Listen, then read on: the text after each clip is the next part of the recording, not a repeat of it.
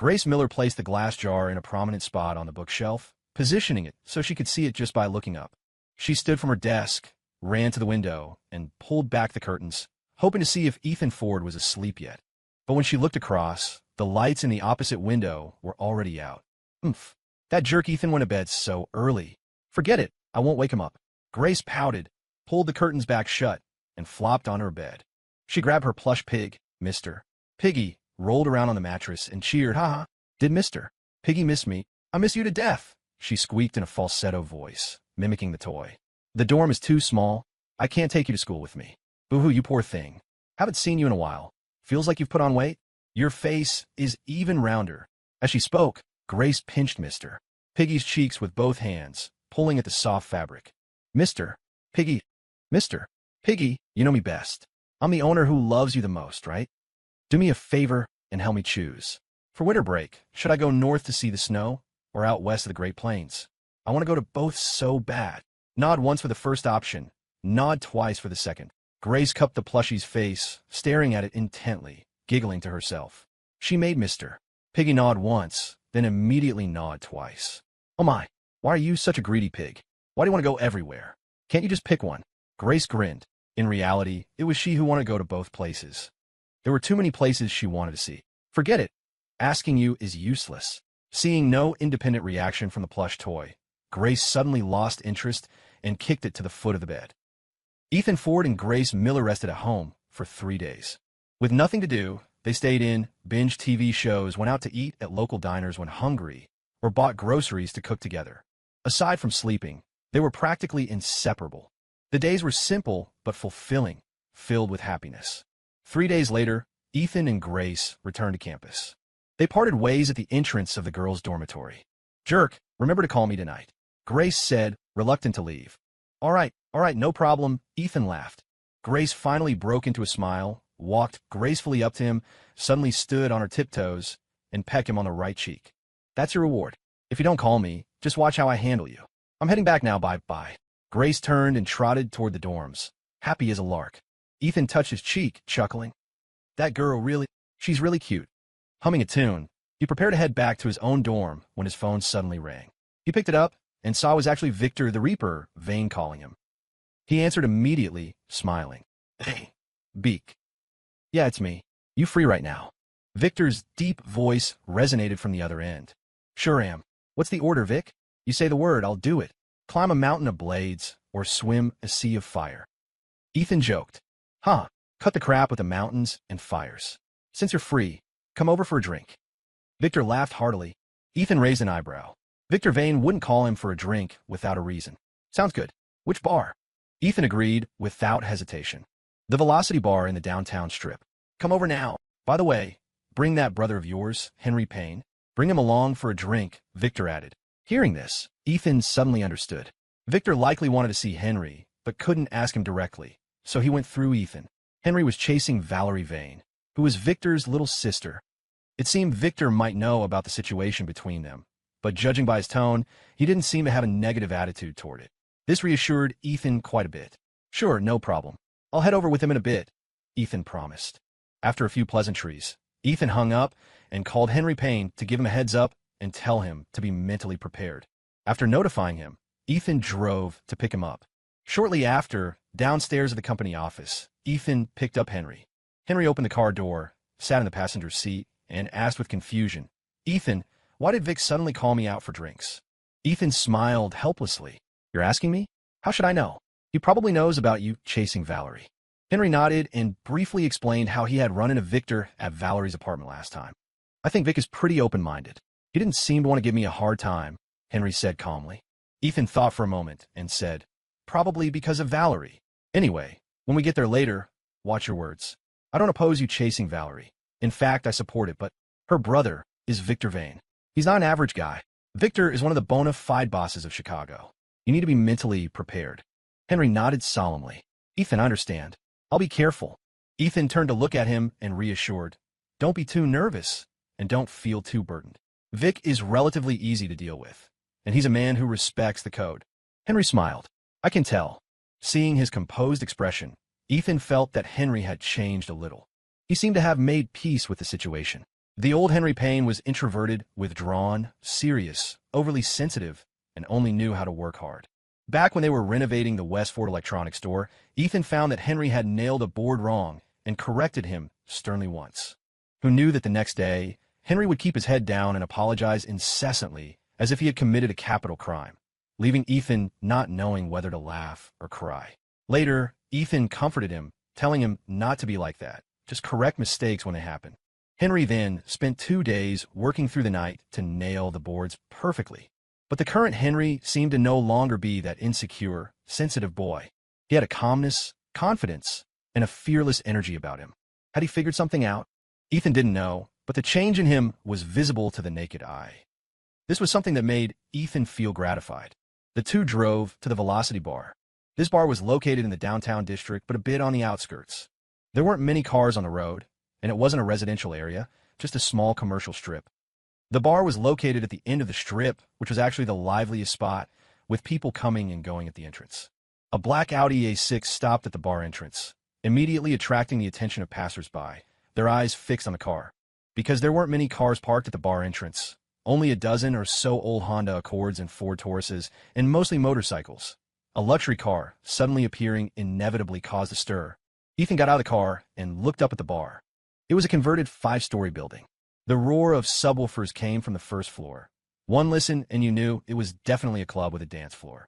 This kind of club, playing loud, generic DJ mixes, was a very popular spot in the urban-suburban fringe, a place where many young people went for entertainment and to pick up girls. Ethan and Henry walked toward the entrance together. Several people were guarding the door. One of them, a man in a black suit, immediately came forward upon seeing Ethan. "Mr. Ford is here. Vic is waiting inside. Please." Inside, on the left side of the first-floor main hall, a dozen people were drinking in a large booth. Victor Vane sat in the center seat with his legs crossed, cracking peanuts. He wasn't drinking, and the subordinates next to him didn't dare come up to toast him. "Vic, everything is arranged." Camel walked over quickly and reported. "I'm good. Sit down." Victor patted the seat next to him. Camel sat down immediately. "Any other instructions, Vic?" Victor chuckled softly and asked instead, "Camel, what do you think of that young man who sat in my car last time? Henry Payne?" Camel was stunned, scratched his head, and said embarrassedly, "Vic, I'm no good at judging people. My word doesn't count." "TCH, Camel, you can really act. I asked you to speak, so speak. What are you afraid of?" Victor glanced at him. Camel smiled and said, "I think he's all right. At least when we made eye contact, he was sincere, and he didn't seem afraid of us at all. He's got guts." Victor spat out a peanut shell and laughed. Someone who gets slashed 18 times without making a sound naturally has guts. "I'll watch the surveillance tape. He's a tough guy. However, with some things, you can't just look at the surface." Camel immediately asked, "So, is that why you called him over for this drink, Vic? Want to test him?" Victor nodded and sighed. "I, Victor Vane, have only this one sister. I don't want her following me down this road, and I don't want her dating a man from the underworld. This road is not easy to walk. That kid Henry isn't from streets. He's a businessman following Ethan Ford. After a few contacts, he feels decent. He's a suitable candidate. But wanting to become my brother-in-law won't be that easy." Camel laughed dumbly. Everyone who followed Victor knew very well that he was a sister-complex maniac. In the past, he would take Valerie to inspect venues, and she had seen plenty of street types, picking up some of that temperament. Once, Valerie drank too much, and some reckless kid tried to get handsy with her. Valerie kicked him to the ground. The kid brought people back for revenge. When Victor heard about it from another private room, he exploded on the spot. Without a second word, he grabbed a machete and charged out. Later, Victor chased that group of kids down 3 streets alone, hacking away, and finally crippled the kid's hand. When Valerie was in college, she had conflicts with other students and was blocked inside the school. Hearing this, Victor immediately rushed into the school with 2 vans full of men, scaring those people so bad they wet themselves, and finally gave them a harsh beating. As a result, no one in school dared to provoke Valerie later. Rumors spread that she was the mistress kept by some big boss, and other students kept their distance, which led to her not making many friends. It could be said that if Victor knew his sister was in trouble or danger, he would arrive immediately regardless of the cost to make the other party pay. He had promised his parents to take good care of his sister, so he used his own hands to hold up a solid umbrella of protection for her, ensuring she wouldn't suffer the slightest harm. The same applied to her personal relationships. Many people had pursued Valerie before, But Victor rejected them all because they were all street thugs. He had come up from the streets himself, so he naturally knew what kind of people they were. Mostly profit seekers, not decent folks, and generally uneducated. Most importantly, walking this path, who knew when they might end up dead on the street. Therefore, he was resolutely against anyone from the underworld pursuing Valerie. At this moment, a subordinate walked over quickly and said to Victor, "Vic, mister. Ford is here." Victor responded, put down the peanuts in his hand, pulled out a tissue to wipe his hands, stood up, and sure enough, saw Ethan and Henry approaching together. Ethan walked over quickly, extended his hand, and laughed. "Ha ha, good evening, Vic. Didn't keep you waiting long, did we?" Victor shook hands with Ethan, then patted his shoulder, laughing. "Oh no. Seat. Beak." Henry stepped forward and shook Victor's hand. "Henry's here. You could have to drink a few more cups with me later. Before, you hadn't recovered, so I didn't let you drink too much. You fully healed now?" Victor asked with concern. "All good. Tonight, we don't go home until we're drunk." Henry grinned. "Huh, good." Victor waved his hand and laughed loudly. Ethan narrowed his eyes, observing Victor's actions, secretly trying to figure out Victor's intentions. After thinking and analyzing on the way here, he felt that Victor wouldn't just call the two of them over for a drink. Looks like he'd have to improvise. The three took their seats one by one. Camel took the initiative to hand out cigarettes, passing one to Ethan. "Hi here, mister. Ford, have a lucky smoke." "Thanks, Camel. Definitely lucky." Ethan accepted the cigarette politely with both hands and lit it himself. Victor's gaze suddenly fell on Ethan, and he asked with a smile, "Ethan, I heard your cyber cafe has started installing machines? That's fast progress. Business is sure to be booming later." TSK, 3 super large cyber cafes.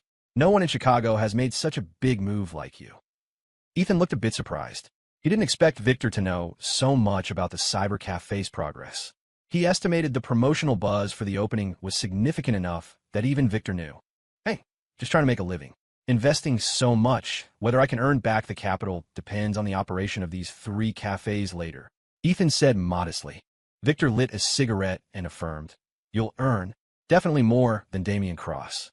Those broken internet shacks of his make plenty, let alone yours. But be careful. When you make money, some people will get jealous." Ethan blew a smoke ring and nodded. "Vic is right. I'll be careful. I already have people watching Damian." Having said that, Ethan poured him a full glass of beer and raised his glass. "Come, I propose a toast to Vic. Thanks for looking out for me." "Huh, easy to say come, bottoms up." Victor clinked glasses. Henry, sitting next to Ethan, wanted to follow suit and clink glasses, but was held down by Ethan's other hand, signaling him not to move rashly. Toasting had rules. Only subordinates toasted superiors, and it had to be one-on-one.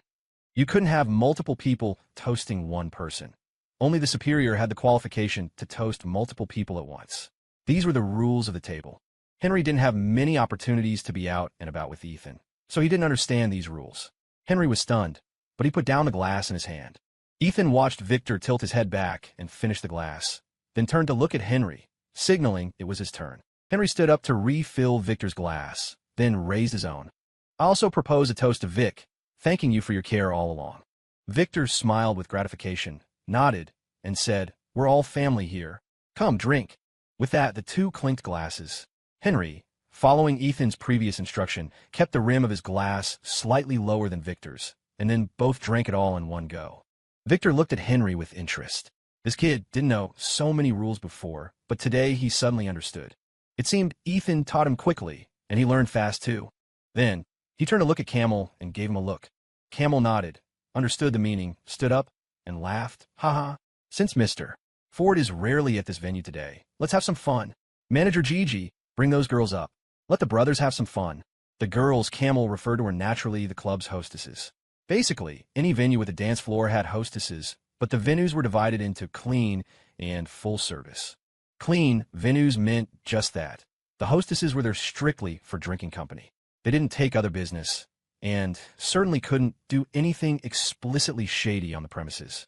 Of course, if you had the skills to charm a hostess into going out on a private date, the bar management wouldn't interfere much. Relative to clean venues, there were the full-service or meat venues. Besides drinking, the hostesses would take on other tasks like dancing, the naked kind, or passing drinks mouth to mouth, and many other tricks. If customers wanted to enjoy these services, they had to pay extra. When the customers were happy, They could take the hostesses to private rooms or the hotel upstairs to rest. In terms of earning power, 3 clean venues couldn't match the profit of 1 full-service venue. Of course, high profits came with corresponding risks.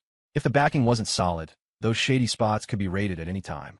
Hearing camel order hostesses, Ethan remained unmoved, just watching Victor's expression. Victor was a good husband at home and loved his wife dearly.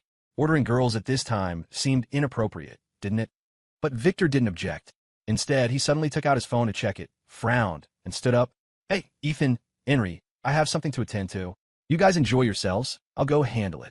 Camel, come with me for a second. Camel grinned. You got it, Vic. After the two left, only Victor's group of subordinates remained.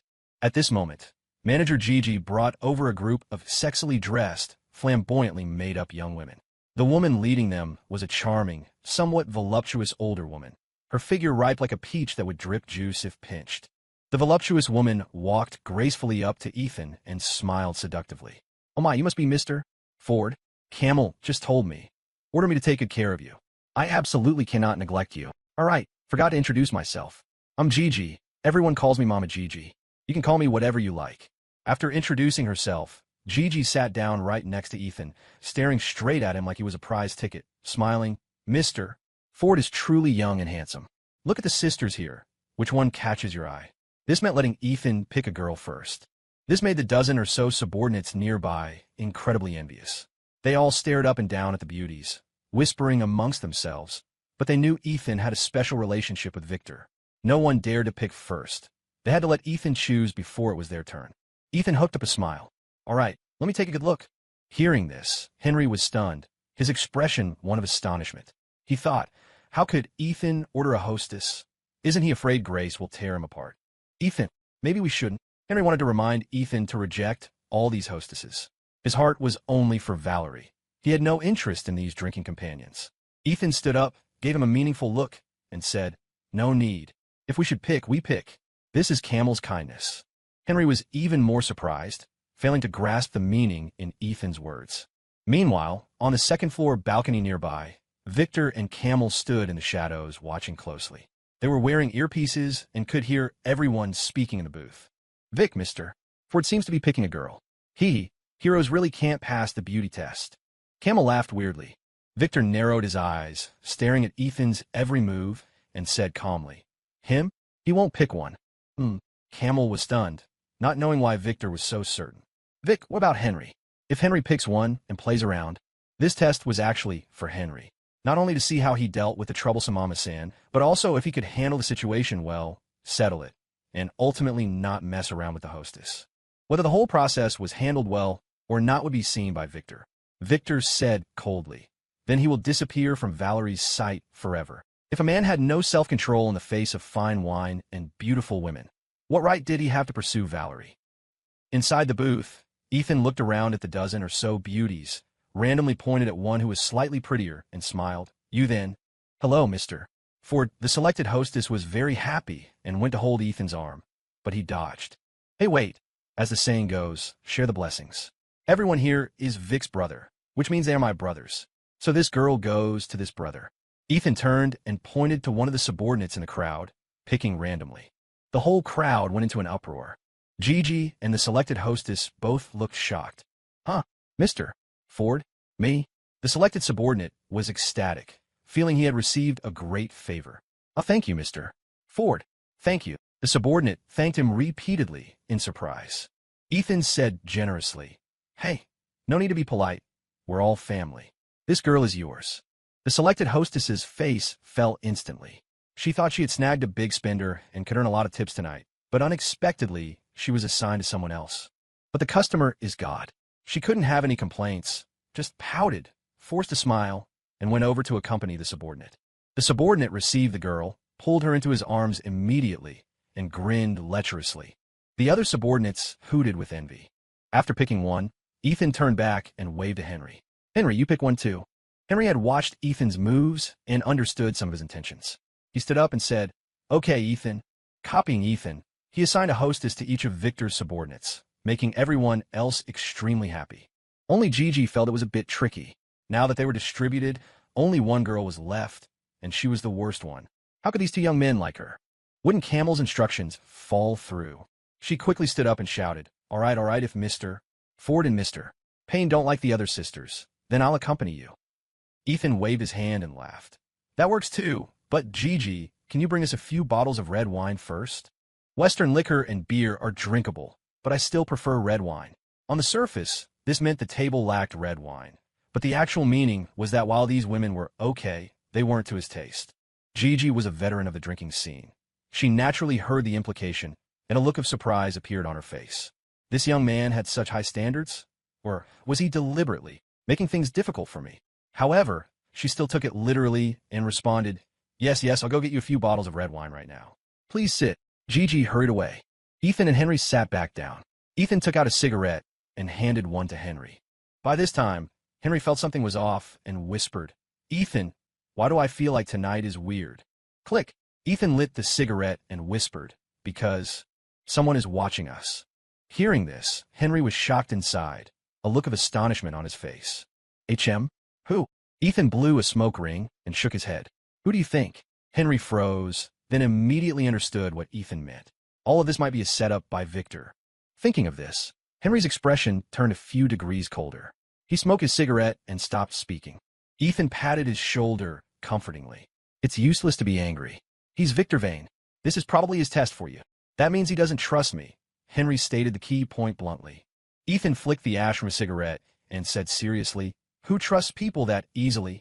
I'm not speaking for Vic, but it would be the same for anyone, especially since you're chasing his sister. Henry rubbed the center of his brows in distress. It is a bit troublesome, but I won't give up. Ethan looked at him with appreciation. Good, that's the spirit. Just treat tonight as a social studies lesson. Do you know why I ordered girls for the others first? Henry whispered back. Naturally, because you couldn't order one for yourself. Ethan shook his head and held up 2 fingers. You only got half of it right. There's another reason. These people are Vic's men. Even if you don't order, if you don't speak up and let the others order, those subordinates can only watch with envy.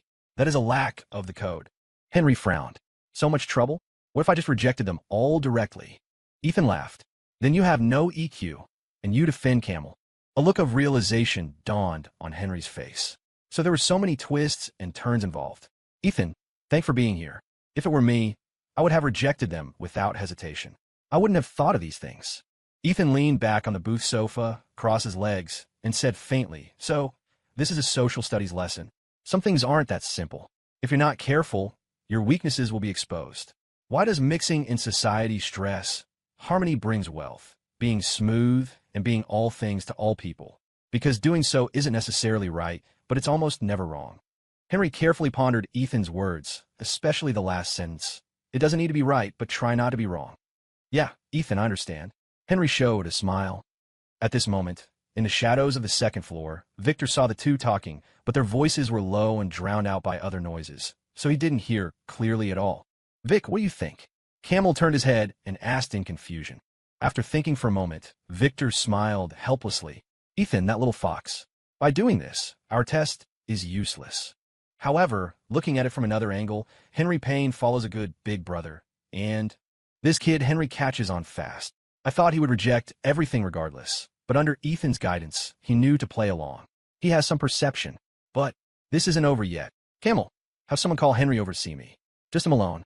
Camel nodded. Done. As they were speaking, Gigi returned to the booth with 2 bottles of red wine and sat directly next to Henry. But the latter stood up immediately and waved his hand, signaling her to sit elsewhere. Watching this scene, Victor couldn't help but laugh out loud. That kid is really a straight arrow. Downstairs in the booth, Henry was drinking alone when a subordinate walked over and whispered a few words in his ear. Henry asked in surprise, HM? Vic wants to see me now. Yes, Mr. Payne, the subordinate replied. Henry stood up immediately and said to Ethan, Ethan, Vic is looking for me. I'm going up for a bit. Okay, go ahead. Ethan smiled. He wasn't worried about anything happening to Henry on this trip. Victor should have seen what he wanted to see. Henry left with the subordinate and headed to the second floor. In a private room on the second floor, Henry met Victor and Camel. Just the 2 of them were in the room. Ah, Henry's here. Come, seat. Victor greeted him amiably. Henry nodded and sat in the seat opposite him. What's the matter, Vic? Victor lit a cigarette, but didn't offer him one. It's like this. After thinking about it for a while, I feel that you and Valerie aren't very suitable. But out of respect for my relationship with your big brother, Ethan, I didn't say it explicitly. Calling you over specifically today is just to have a chat with you alone. I hope you give up chasing Valerie. As Victor spoke, he turned to look at Camel. Camel pulled a large stack of bills from the backpack behind him and placed them in front of Henry. Henry frowned and asked coldly, Vic, what does this mean? Victor smiled kindly. This is $10,000. Consider it a little compensation for you. I hope starting tomorrow you won't appear in front of Valerie. You're Ethan's brother, so that makes you family. I don't want to make things look ugly. Take the money, and everything will be fine. Henry's face grew colder. Vic, what if I don't take it? Victor's originally kind smile instantly turned sinister and chilling. Then you're not family. The threat in these words was very obvious. But Henry didn't change his expression. He stood up, looked straight into Victor's cold eyes without fear, and even suddenly smiled slightly. Vic, you are Valerie's brother. I respect you and look up to you. But I won't accept your words, and I won't take your money. I can't stop you from doing anything, but likewise, you can't stop me from doing what I need to do. Money, life, and death. Right now, neither is important to me. I will do what I believe I should do. In his eyes, there was fearlessness and determination. When a person isn't even afraid of death, they are truly fearless. Victor said in a deep voice, You're that stubborn? Why can't you be like your boss, Ethan, and be a bit flexible? There are plenty of good girls in the world. Henry said calmly, I am Henry Payne. I am just me. I believe that even Ethan has things he would persist in with his life. Everyone should. For a moment, the entire private room fell into a deathly silence, the air seemingly frozen. After a while, Victor broke the silence and laughed. Young people these days really don't know the immensity of heaven and earth. With that, he took a cigarette from the pack and handed it to Henry. Have one, kid. Henry was stunned, not knowing why Victor's attitude had suddenly shifted so much when he was clearly cold toward him just a moment ago. But he still accepted the cigarette with both hands. Thanks, Vic. Victor stood up, walked in front of him, and smiled. You're right. Everyone should have something they persist in. However, this doesn't mean I recognize you as a qualified suitor. I might not stop you, but I hope you mind the rules. Don't try anything funny. Hearing this, Henry breathed a slight sigh of relief. He had barely passed this hurdle. I understand, Vic. Let's go. Downstairs to drink, ha. Victor laughed heartily, flipping his mood faster than flipping a page in a book. Camel put the money away, went over, hooked his arm around Henry's shoulder, and said with gratification, Good kid, don't think about leaving tonight. You're playing dice with me later. Camel, I don't know how. Henry spread his hands, looking helpless. Hey, doesn't matter if you don't know. I'll teach you. How can you come out drinking and not know how to play dice? Camel said warmly. The group of three walked out of the private room together. Just as they exited, they suddenly saw a group of people in the hallway, about 20 of them. Some of them looked like they were already drunk. Oh, hey, Vic. Good evening, Vic. A middle-aged man in the front wearing a leather jacket saw Victor and immediately smiled and waved. A strange look appeared on Victor's face because he didn't recognize the man in front of him. You are. The man in the leather jacket straightened up, and the group of men behind him suddenly stood straight too, showing none of their drunken appearance from a moment ago. Seeing this, a strong sense of unease suddenly surged in Henry's heart. Something was wrong. Vic, me? I'm the one here for your life. The leather jacket man smiled hideously. Suddenly, the man in the leather jacket walked quickly toward Victor, pulling a shining machete from behind his clothes. FCK. Chop Victor Vane to death. Accidents happen in a heartbeat. The leather-jacketed man suddenly drew his blade and swung. It all happened in a split second. Henry hadn't even reacted before a machete came hacking down from above. Bow! The first person to react was Victor. He lifted his leg and kicked the leather-jacketed man flying. Fall back first, Victor said calmly, but his entire face had darkened. No need to say it. Enemies had come knocking. Living the street life required this kind of awareness. Victor had been in the game for years, battle-hardened.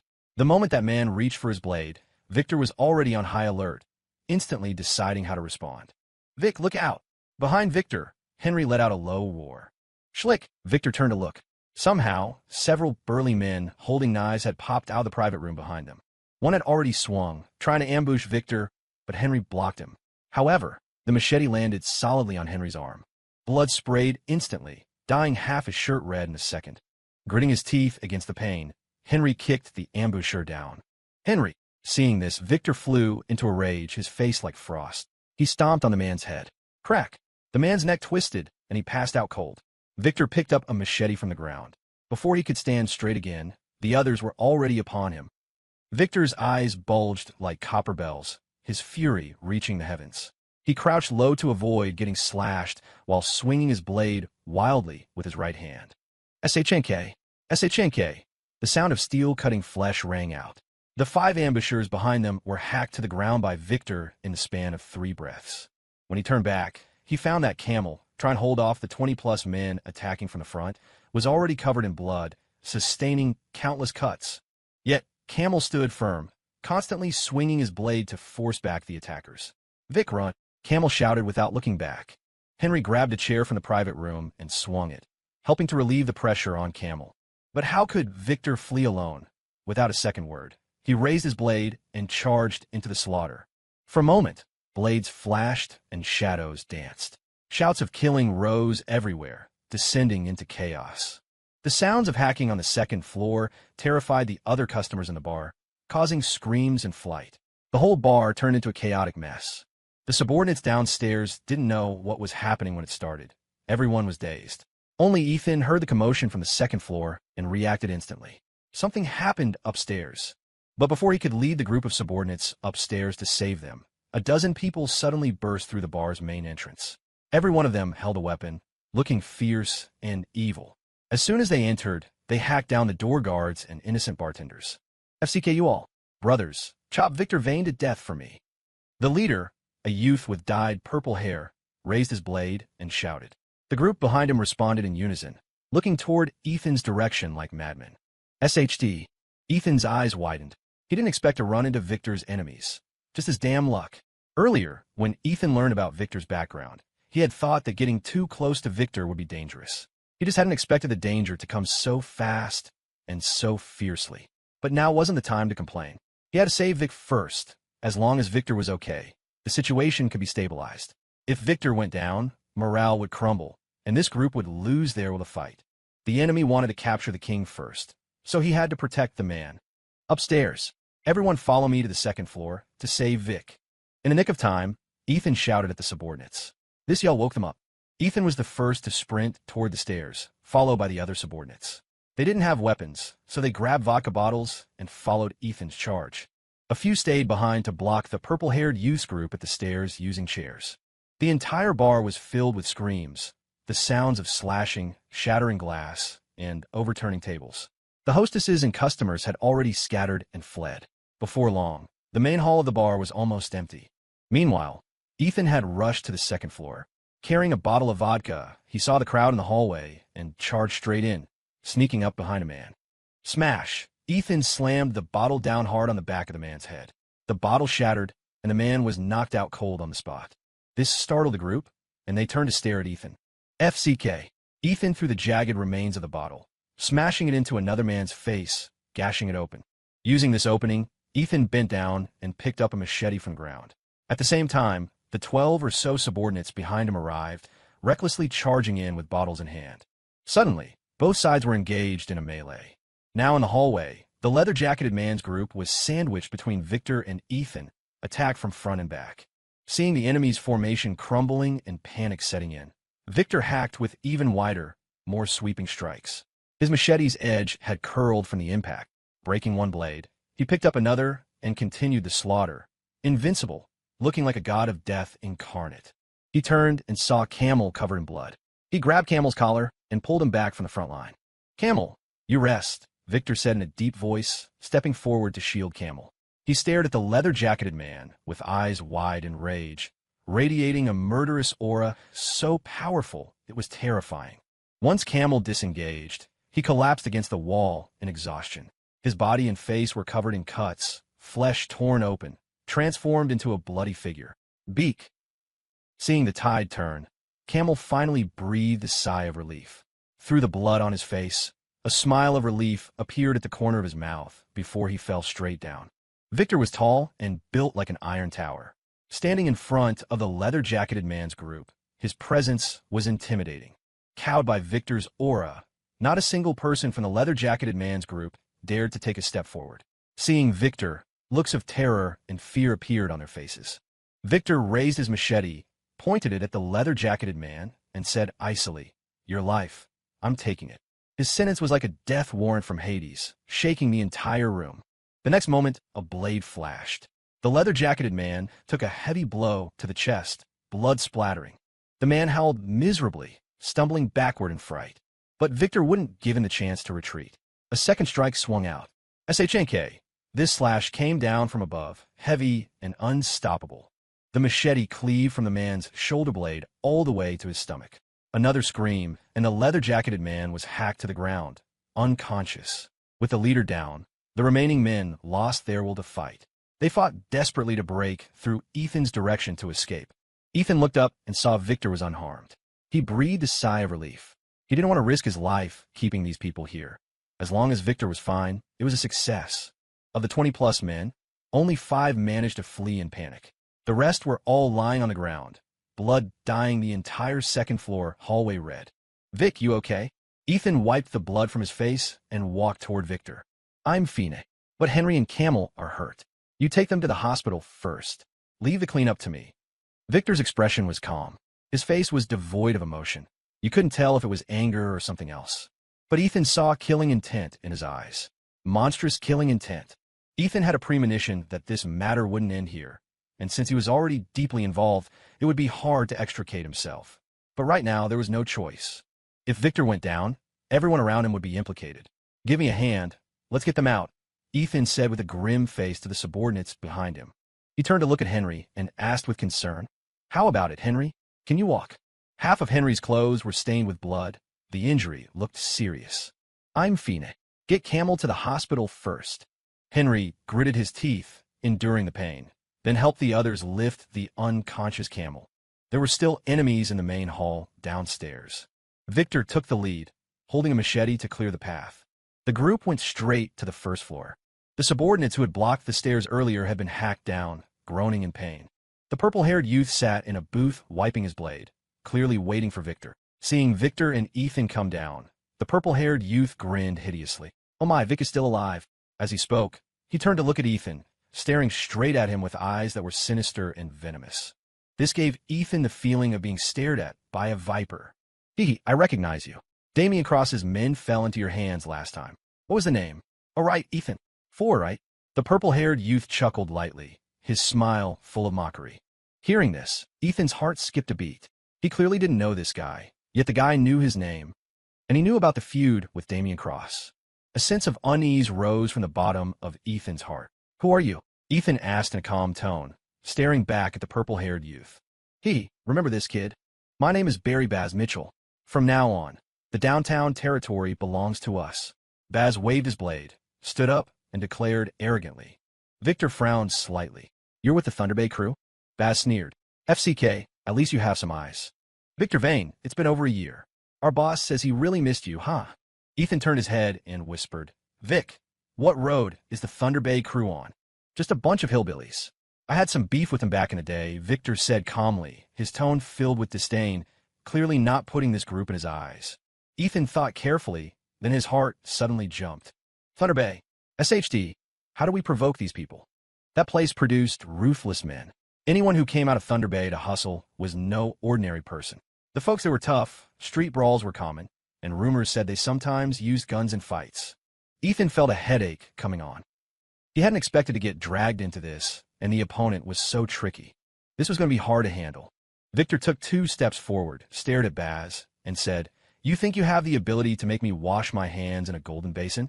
You're not there yet. Cool, man. All dozen of you, come at me together." Victor crooked his finger, signaling them to attack. "FCK. Who the FCK are you posturing for?" Baz lifted his blade to charge, but suddenly a subordinate ran over and whispered something in his ear. "HM? What?" "The boss said that," Baz asked with a dark face. The subordinate nodded. "FCK. I got it," Baz cursed, obviously a bit unwilling. Then he looked at Victor, shrugged, and put on a smiling face. "Looks like we can't play tonight. Victor Vane, keep that life of yours for now. We'll meet again sooner or later. By the way, and you, Mr. Ford, be careful when you go out at night. Brothers, let's go." Baz waved his hand, and the group swaggered away, turning to leave. Anger surfaced on Victor's face. He wanted to rush over, but was grabbed by Ethan. "Vic, let's get the brothers to the hospital first. Something happened here. It'll attract attention soon." Ethan dissuaded him. Victor saw that Camel was still unconscious. Now wasn't the time to tangle further. Let's go. Victor responded in a deep voice. Ethan and Victor took all the injured brothers to a private clinic. This clinic was funded by Victor and was relatively safe. By the time they settled all the wounded, it was late at night. Although Henry took a slash, the cut wasn't deep. He got over 20 stitches and was bandaged up. His left hand wouldn't be usable for a while. Camel, however, had barely escaped with his life. His whole body was covered in cuts. He was currently lying in the intensive care unit, unconscious. After handling matters and leaving the rest to the medical staff, Ethan and Victor went to the courtyard on the first floor of the clinic. Victor handed Ethan a cigarette. Ethan, thanks to you tonight. Otherwise, my fate would have been about the same as Camel's. Ethan took the cigarette and shook his head. Vic, you're treating me like an outsider. It's what I should have done. Vic, what exactly is the grudge between you and those guys? Victor sat on the bench in the gazebo, lit his cigarette, took a deep drag, and said calmly, everything under the sun boils down to the word profit. Do you know how many venues I have in Chicago? Ethan shook his head, indicating he didn't know. Big and small venues, KTVs, pool halls, arcades, bars, clubs, dance halls, 52. Victor held out his hand. Hearing this, Ethan was secretly shocked. Victor operated so many properties. The money these places earned every day was probably hard to count. No wonder. Victor became a Chicago boss. With so many venues, he definitely didn't lack manpower. His influence wasn't small. Seeing his astonished look, Victor took a drag and continued. This doesn't include the hotels and motels I run. My venues are mainly concentrated in downtown and the west side. Both areas are fat meat. Plenty of people are eyeing them. While I'm still around, those people might still have some scruples. Except for the Thunder Bay crew. Smoking a cigarette, Victor used a very calm tone to tell Ethan about that past underworld grudge. 2 years ago, Victor and the Thunder Bay crew fought over territory for half a year, with wins and losses on both sides. Later, the leader of the Thunder Bay crew, Ray Young, proposed peace talks. Both sides agreed to meet at a restaurant. At the time, the location was in Victor's territory, so he didn't bring many people, just a dozen close brothers, who knew that old fox Ray Young would pull a dirty trick, setting an ambush in the restaurant to take him out then and there. In the end, it was one of Victor's brothers fighting to the death to protect him that allowed Victor and the others to escape. But that brother left his life there forever. Because a life was lost and Ray Young was witnessed, he was listed as a fugitive by the police. Before Victor could personally take revenge, Ray Young had vanished without a trace. Over a year had passed. He thought the matter was over, but he hadn't expected the Thunder Bay people to come killing their way back. No need to guess. He knew that Ray Young had returned. This time, they were coming straight for his life. Ethan fell silent after listening. Not only was he dragged into this feud, but from Victor's words, this opponent was extremely tricky. What a mess. Suddenly, the rapid ringing of a phone broke the silence between the two. It was Victor's phone. Victor took it out, looked at it, and gave a bitter smile. Damn, that girl Valerie is probably coming over. Half an hour later, inside Henry's hospital room, Ethan and Victor were having a late-night snack when the door suddenly opened. It was Valerie. Victor felt warm inside. He hadn't expected his sister to rush over so quickly in the middle of the night to check on her brother. How thoughtful. Valerie, you're here. I told you I was fine. No need to rush over specifically this late. But seeing you here makes me happy, Victor said, deeply moved, standing up and opening his arms, waiting for Valerie to throw herself at him. But the next moment, Valerie said, "Oh," walked straight past him and headed directly for Henry on the hospital bed. Victor. He turned his head blankly and saw Valerie sitting by Henry's bedside, asking about the latter's injuries with concern. Crack. He felt his heart shatter. What the hell? Never seen my sister care so much about another man. Does she have feelings for Henry? Victor smiled bitterly and shook his head secretly. Beside the bed, Valerie was examining the injury on Henry's left arm. Your old injuries just healed, and now you have new ones. What? Do you think you don't have enough scars? Try and make a tattoo out of them. Valerie rolled her eyes at him, complaining, though her tone revealed traces of heartache. Facing the concern of his crush, Henry scratched his head foolishly. Although his arm hurt, the corners of his mouth were grinning almost to his ears. And no, it's fine. Just a scratch. Are you worried about me? Henry asked, rarely this thick-skinned. Valerie's cheeks turned red, and she spat. Who's worried about you? Hee. Keep this up, and you won't even know when someone hacks you to death. You think you're immortal, made of steel. Henry, being scolded, didn't dare refute a word. He just kept grinning foolishly. He suddenly felt that getting slashed was somewhat worth it. Victor coughed twice to interrupt their conversation. Valerie, don't you care about your brother at all? Valerie stood up, walked over, looked Victor up and down, and said, Bro, aren't you fine? Humph. Besides, if it weren't for you, would old Henry and so many brothers get hurt? Bro, when will you stop? When are you willing to wash your hands of this? Toward the end, Valerie questioned him with some agitation. The hospital room instantly fell into a deathly silence. After a long time, Victor replied faintly, Valerie, I have my own plans. Plans? What plans? Are you going to wait until the brothers around you, your family, and friends all get hurt before you stop? Valerie's eyes were red, rimmed with tears. Her gaze looking at Victor held both anger and pleading. The next moment, tears finally couldn't help but slide from her eyes. Victor wanted to reach out and wipe them for her, but his hand raised slightly and then stopped. He moved his lips wanting to explain something, but in the end, he couldn't say anything. Bro, I'm scared. I'm scared that one day the person lying in the hospital bed, lying in the ICU, will be you. Do you know that? Valerie cried out, but seeing Victor remain unmoved, her heart went completely cold. I see you still don't have that realization. Valerie wiped away her tears and walked quickly out of the room without looking back. In the room, silence returned. Everyone's face carried a heaviness. After a long time, Victor gave a bitter laugh, his eyes full of helplessness. Stop. Easier said than done. Some things, once done, there is no turning back. He turned to look at Ethan and mocked himself. Ethan, do you think I'm stupid too? Ethan shook his head and said seriously, Vic, I understand you. As the saying goes, once in the game, you're not your own master. Once involving grudges, wanting to retreat completely is extremely difficult. Ethan understood Victor's difficulties. If he retreated, how would his businesses and the thousands of families below him survive? With so many brothers under him, how many could be lucky enough to escape the sharp blades? This was the reason Ethan didn't want to get involved too deeply. Being implicated this time was something he had already foreseen as a possibility. Victor looked somewhat helpless. It's good that you understand me, but I'm afraid only you can understand me. Henry suddenly asked in a deep voice, Vic, that group acts so brazenly. What do you plan to do? If it's not resolved, there will likely be a next time. Victor laughed lightly and looked at Ethan instead. Ethan, if it were you, what would you do? Ethan said without hesitation, they threw the first punch, so we throw the last. And we have to wipe them out completely. It must be a fatal blow. Victor looked at him with appreciation and laughed. Great minds think alike. An hour later, Ethan and Victor walked out of the ward together. Within the hour, the two discussed a lot, talking about how to counterattack and formulating a plan. After confirming the plan, Ethan saw it was already past 1 a.m. It was getting late, so he rose to leave. Just in case, Victor found 6 subordinates to drive 2 cars and escort him back. Ethan left the hospital by car, preparing to return to campus. As the convoy passed the main road of downtown, Ethan suddenly saw a woman walking alone by the roadside, drunk, being blocked by 3 thug-like youths. She seemed to be getting harassed. Under the dim streetlights, Ethan found the silhouette somewhat familiar. Big Ed, pull over for a sec, Ethan said to the subordinate driving in front.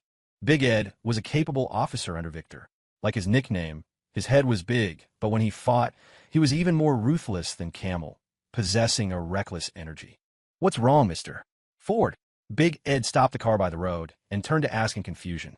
Ethan looked out the window and signaled him. I see a friend. She seems to be in a bit of trouble.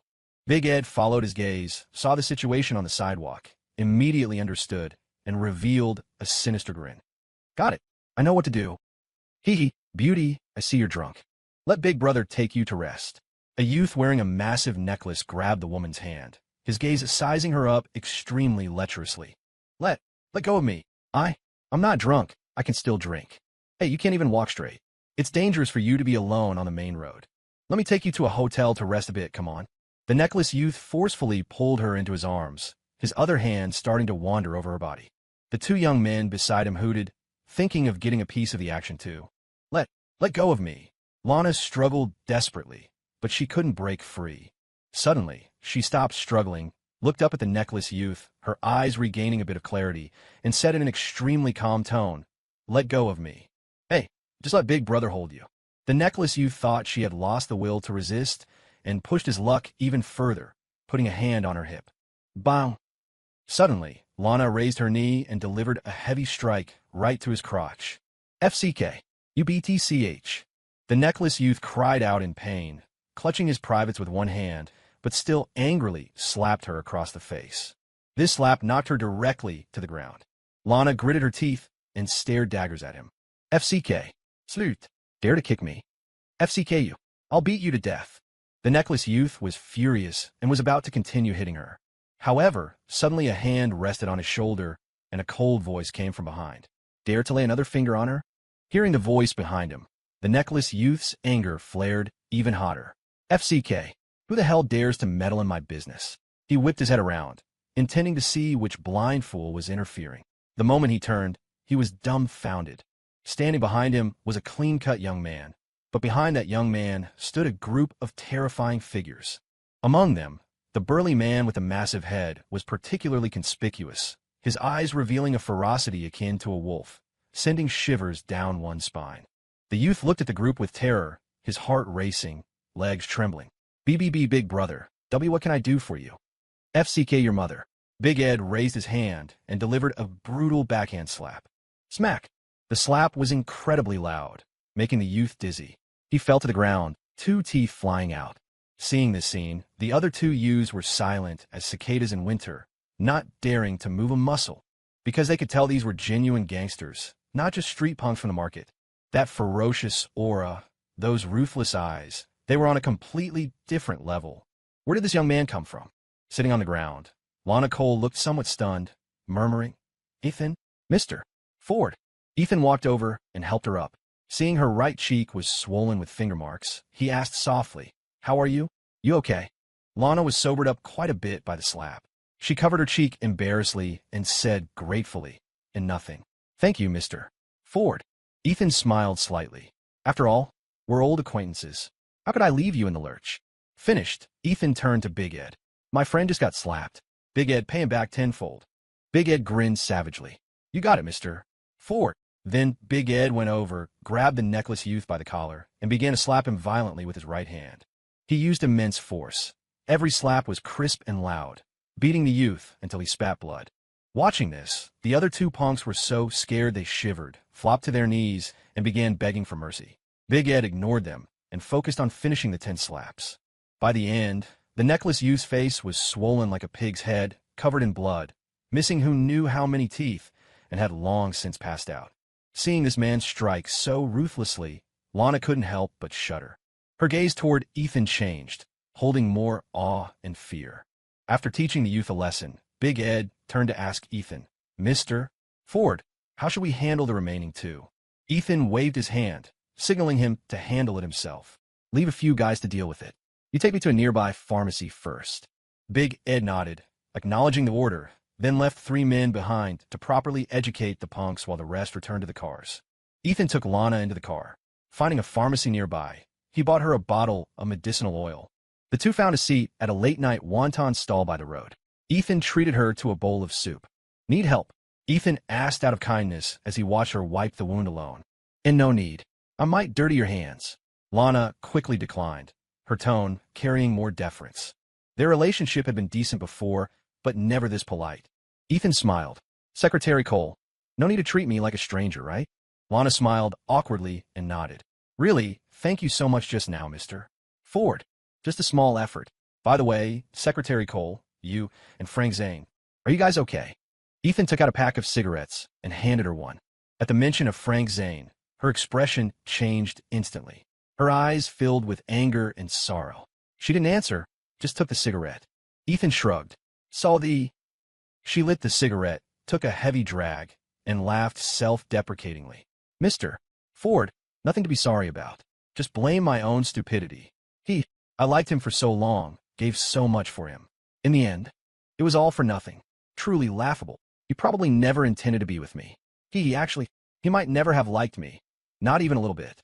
Smoke swirled, masking her bitterness and anger, leaving only pain. Ethan smoked a companion cigarette and said calmly, Life is unpredictable, but the only constant is that human hearts always change. Hearing this, Lana's hands trembled slightly. Smoking the cigarette, tears slid from the corners of her eyes. I hate him. I hate him. Lana covered her face with her hands, sobbing painfully. Ethan sighed softly. Nothing caused more pain than emotional deception. Loving someone was hard enough. Loving so deeply, willing to give everything, body, reputation, only to receive coldness and disgusted looks in return. Any woman would be in such pain. He could only say Lana loved the wrong person, loved someone she shouldn't have, and possessed a romance she shouldn't have had. In the prime of her youth, she met the wrong man. One could say Frank Zane was too clever, or she was too naive. But falling in love makes people naive, doesn't it? Ethan didn't pity her. He even felt she was paying the due price for her mistakes. Just felt it was a bit of a pity. Some pain could have been avoided, yet she chose to rush in headlong. Ethan pulled out a tissue and handed it to her. Secretary Cole, why cry over a man? He's not worth it. Lana looked up. Her eyes were swollen from crying, her face streaked with tears, makeup ruined. Thank you. She took the tissue and wiped her face. After a long time, she put down the tissue, smoking silently, looking desolate and lost. At this moment, the middle-aged boss brought over 2 bowls of wontons. Handsome guy, beauty, your wontons are ready. 2 steaming bowls were placed in front of them. Ethan pushed 1 bowl in front of her and said calmly, Secretary Cole, starting today, you have a chance to re-choose your life. Lana froze, her gaze fixing on Ethan. Ethan chuckled lightly. Everyone should pay the price for their actions, right? No one is an exception. You, me, everyone in the world, including Frank Zane. Lana Cole stared blankly at Ethan, the confusion in her eyes receding, gradually replaced by clarity. After a long silence, she spoke slowly. Mr. Ford, you're right. Everyone needs to pay the price for their actions. With that, she accepted the wontons Ethan pushed toward her, wiped away her tears, and smiled. Thank you, Mr. Ford. Seeing this, Ethan said with gratification, no need to be polite. Consider this our first true collaboration, right? Lana's lips curled into a smile, instantly revealing a myriad of charms. She nodded. Yes, she knew what Ethan's goal was. Irreconcilable contradictions had appeared between Ethan and Frank Zane. In the cruel world of business competition, the winner takes all and the loser falls. To overthrow the opponent, unscrupulous methods were fair game. Now, it could be said that for the same goal, the two had common interests and could cooperate with and use each other. What she wanted was to let Frank Zane experience just how painful it was to lose everything, to lose hope. 2 days later, in the evening, Ethan was busy rushing his homework in the dorm. He had spent the last few days just playing at home with Grace Miller and had fallen behind on a lot of assignments. Fortunately, the teachers had an almost double standard tolerance for him, letting him just make up the work. This could be considered a hidden perk of being the state top scorer. Footsteps sounded outside the door. A moment later, Jason York and the other 2 roommates came back with food. Ethan, food time. I brought yours back. Kevin Keg, O'Connor shouted, holding a lunchbox, specifically claiming credit from Ethan. Thanks, Keg. Ethan looked up and smiled. Keg looked at him with the expression of an old father caring for his child. No thanks needed, it's what I should do. Who asked me to worry about you guys so much? Ethan, believe it or not, I'll squeeze all the fat out of you. Keg immediately turned cowardly, offering the lunchbox with both hands and laughing. Oh, Ethan, that won't do. I still need this meat to survive the winter. Ethan took the lunchbox and suddenly saw Jason York looking depressed. He felt like Jason had been in low spirits for the past 2 days. Jason, what's wrong with you these last 2 days? Why is the white dragon of the waves of our dorm so wilted? Ethan opened the lunchbox and asked casually. Jason slumped his face, sat on the bed, and said gloomily, Me? I got into a fight with Lily. We're in a cold war. Ethan looked at him in surprise. That shouldn't be. You get depressed over arguing with a woman? That's not your style. Jason rolled his eyes. It's because I haven't succeeded yet. Falling out before sealing the deal gives me such a sense of defeat. For a moment, everyone in the dorm was speechless. Holy crap, you're in a bad mood because of that. Keg had black lines over his head. Sam Tucker interjected coolly. As expected, we can't use common sense to understand Jason's thinking. Ethan laughed. Jason, you need a change of mood. I'm going to the drama club later. You coming? TCH, drama club is the most boring thing. I'm not going, Jason said disdainfully. Oh, all right then. I heard the department beauty from accounting also joined the drama club, Ethan said while looking down at his food. Bro, Jason sprang up and ran over to hug Ethan's leg. Ethan smiled and teased. Didn't you say the drama club was boring? Jason said thick-skinnedly. I'm a very boring person by nature. I prefer participating in boring activities. Keg. Jason, the thickness of your face is catching up to Ethan's. Ethan. Damn fatty. All right, roasting two with one sentence. Speak more if you know how. Keg laughed cheaply and shut up immediately. Suddenly, Ethan's computer chimed with an IceQ notification. He clicked on the message. It was from Grace. Little Miss Miller. Smelly Ford, I have it. I have it. Ethan, Sigma, good. Oh, that shouldn't be. Little Miss Miller. / // omega / /. What are you thinking? I mean, I have inspiration for my novel. I'll show you once I write it out, hee hee. Ethan, type the whole sentence next time. Scare me to death. When will you show me? Little Miss Miller, proud face, just wait. I'll write a synopsis outline first. Bye-bye. See you at the drama club later. On the other side, Grace was sitting in front of the computer, typing rapidly on the keyboard, a smug smile consistently on her face. Grace, what are you snickering about? Watching adult movies? Chloe Jones asked, leaning over to the computer with a lunchbox. Grace didn't turn her head, continuing to type. What? Can't you see I'm writing a novel? Writing a novel? What's there to laugh about? Chloe asked confusedly. Then she saw the text typed on the screen and froze. Legend of the Heroine. The life of heroine Grace, upholding justice? Oh my God, you're writing a fantasy warrior novel. Grace stopped her hands and rolled her eyes at her. So what? Can't girls write warrior novels? I love reading them. The great hero for the country and people, upholding justice, roaming the world with a sword. How cool is that? Chloe twitched her lips. Okay, as expected of you, Grace. But, in this story setting, you made Ethan into the servant, little Ethan. Does your boyfriend know? Grace said enthusiastically. Isn't that great? Little Ethan follows heroine Grace to roam the realm, punishing evil and helping the weak. His martial arts aren't high, so I can protect him. It's a great setting. Why did you set the meeting place for little Ethan at? The latrine? Ha ha ha. Chloe saw the outline, setting, and couldn't help laughing out loud. Grace said seriously, where we meet isn't important, because in the story setting, heroine Grace and little Ethan are from the same village, friends since childhood. As the old saying goes, when friends come from afar, you must first exhaust their minds, strain their muscles, starve their bodies, disrupt their actions, whip them dozens of times, and then drive them to the latrine. If I don't do this, how can I test his determination to roam the realm? Chloe, is there such an old saying? Why don't I remember it? That doesn't seem right. She was starting to doubt her own literature level. Grace pulled her to sit in the adjacent seat, telling her to listen carefully, and continued, Oh, don't dwell on these details. This is just the beginning of the story. Later, I not only personally teach him martial arts, but also give him the peerless secret scroll to cultivate, making him stronger. Chloe realized, that makes sense. Roaming the realm requires strong power. What secret scroll do you plan to give him?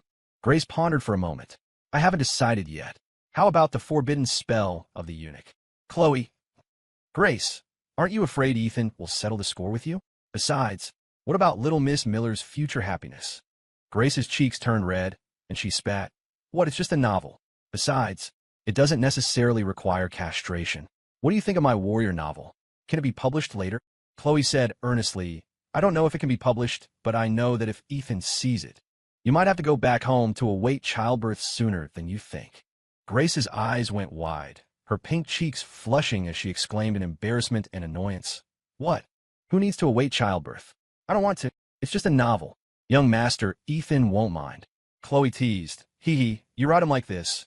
Wait until he writes one too, making you a CEO's personal maid. Let him write. I don't care. Anyway, I'm definitely writing this novel. No one can talk me out of it. Grace held her little head high. Creating a fantasy warrior novel had been her dream for years. Before, high school coursework was heavy, and everything made way for the SATs. Now in college, she had a lot more time. Since she had time, how could she waste it? Wasting time was wasting life. She had thought hard for a long time before finally coming up with a heroine idea, using herself and Ethan as prototypes, roaming the realm with swords together. How beautiful. So she made up her mind to write this story. Posting it anywhere would do, the Zone, the forums, or publishing it. However, she heard Ethan mention a platform called Tomato Novel, where the readers were all handsome guys and beauties with extremely high literary appreciation levels. Posting it there should be good. She shook her head. The outline wasn't even finished yet. Why consider publishing? Too far ahead. Better to keep feet on the ground and take it step by step. First, get the outline done. All right, not chatting with you anymore. I have to take advantage of the inspiration to finish the outline quickly. I still have to go to the drama club later. Grace turned back and continued typing rapidly on the keyboard. Drama club? What's up? Is your club hosting an activity? Chloe asked while shoveling rice. Yeah, the drama club plans to rehearse a few programs to perform in the auditorium after the New Year's gala. We might decide on the programs tonight. Grace said. All right then, I won't go with you. I have things to do, Chloe said. Grace suddenly turned her head, squinting at her. Things to do?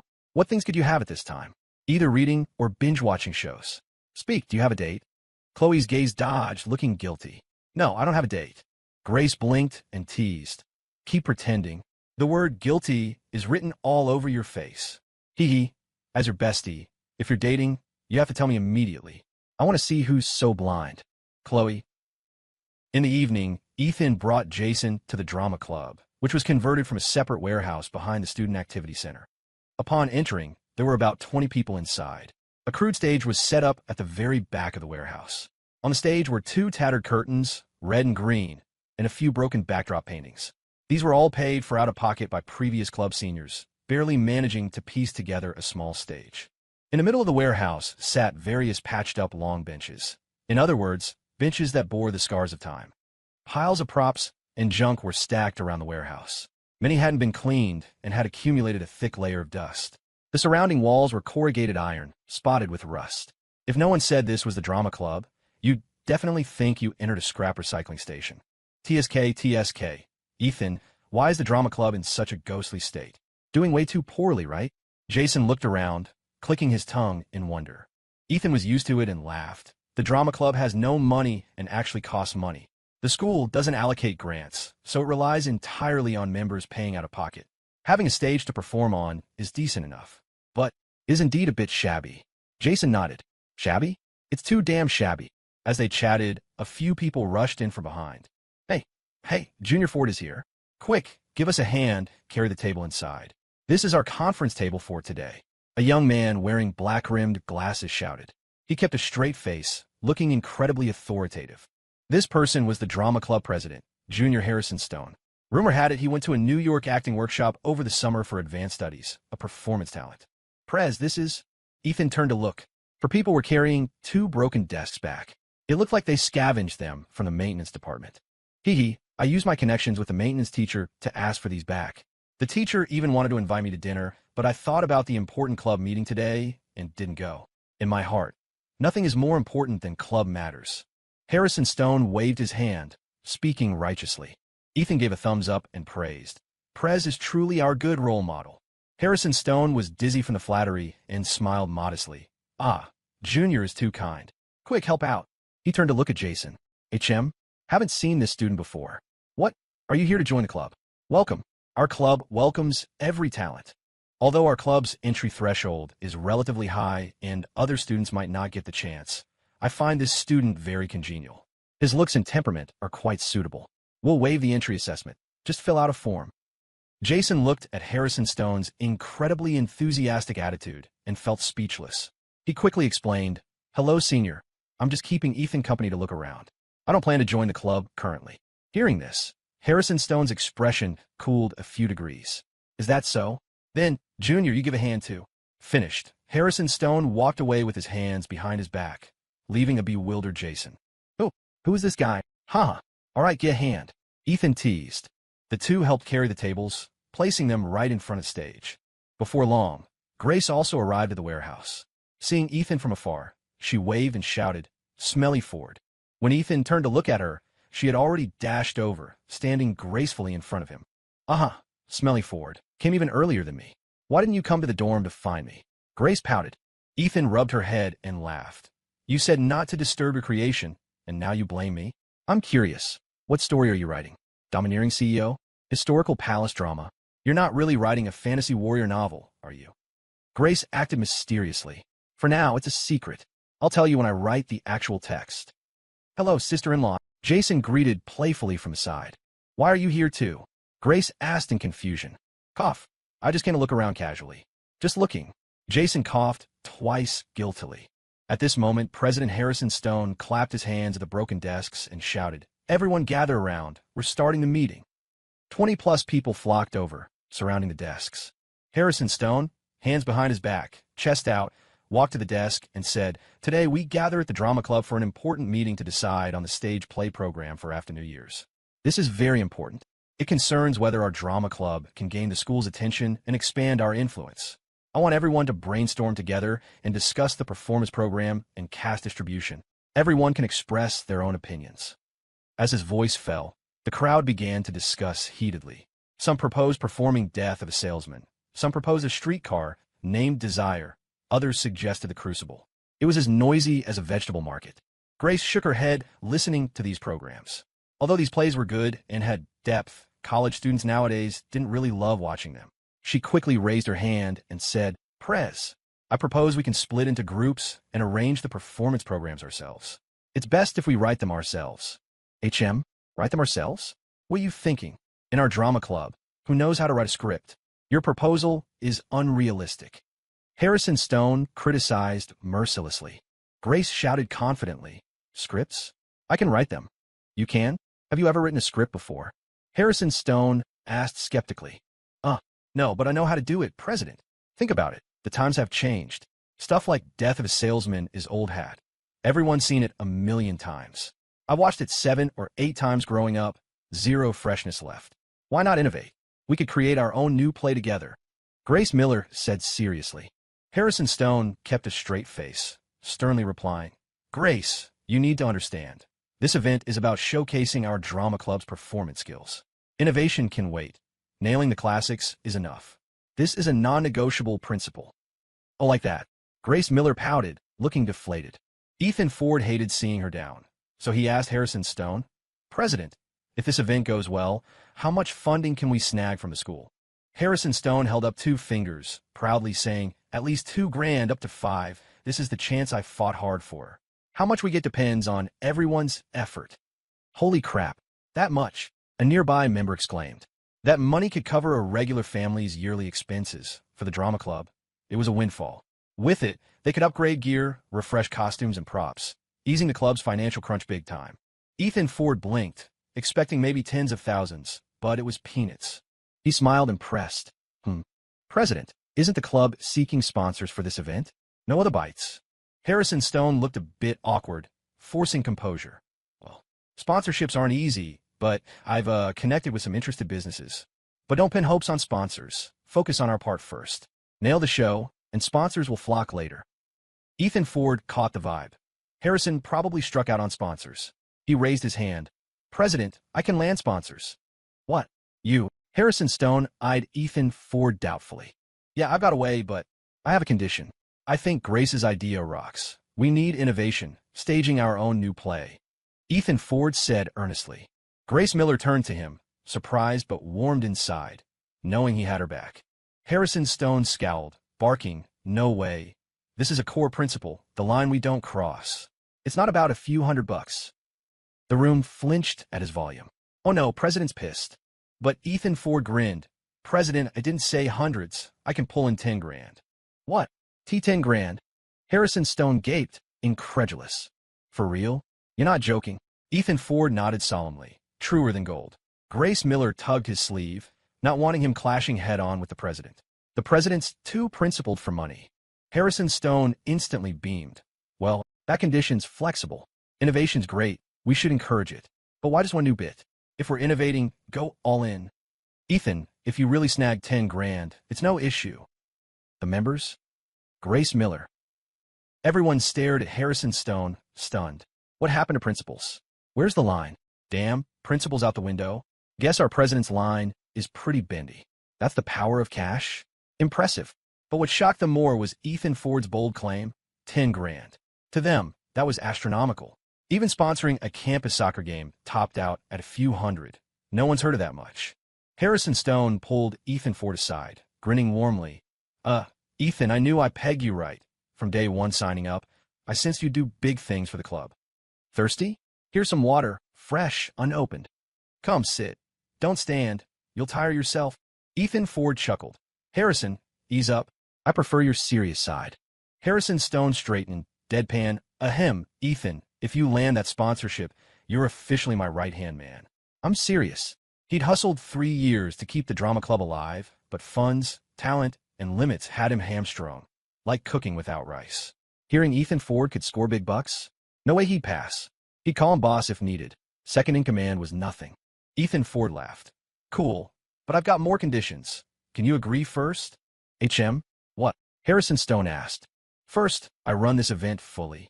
Second, naming and promo rights. I call the shots. Ethan Ford eyed him for reaction.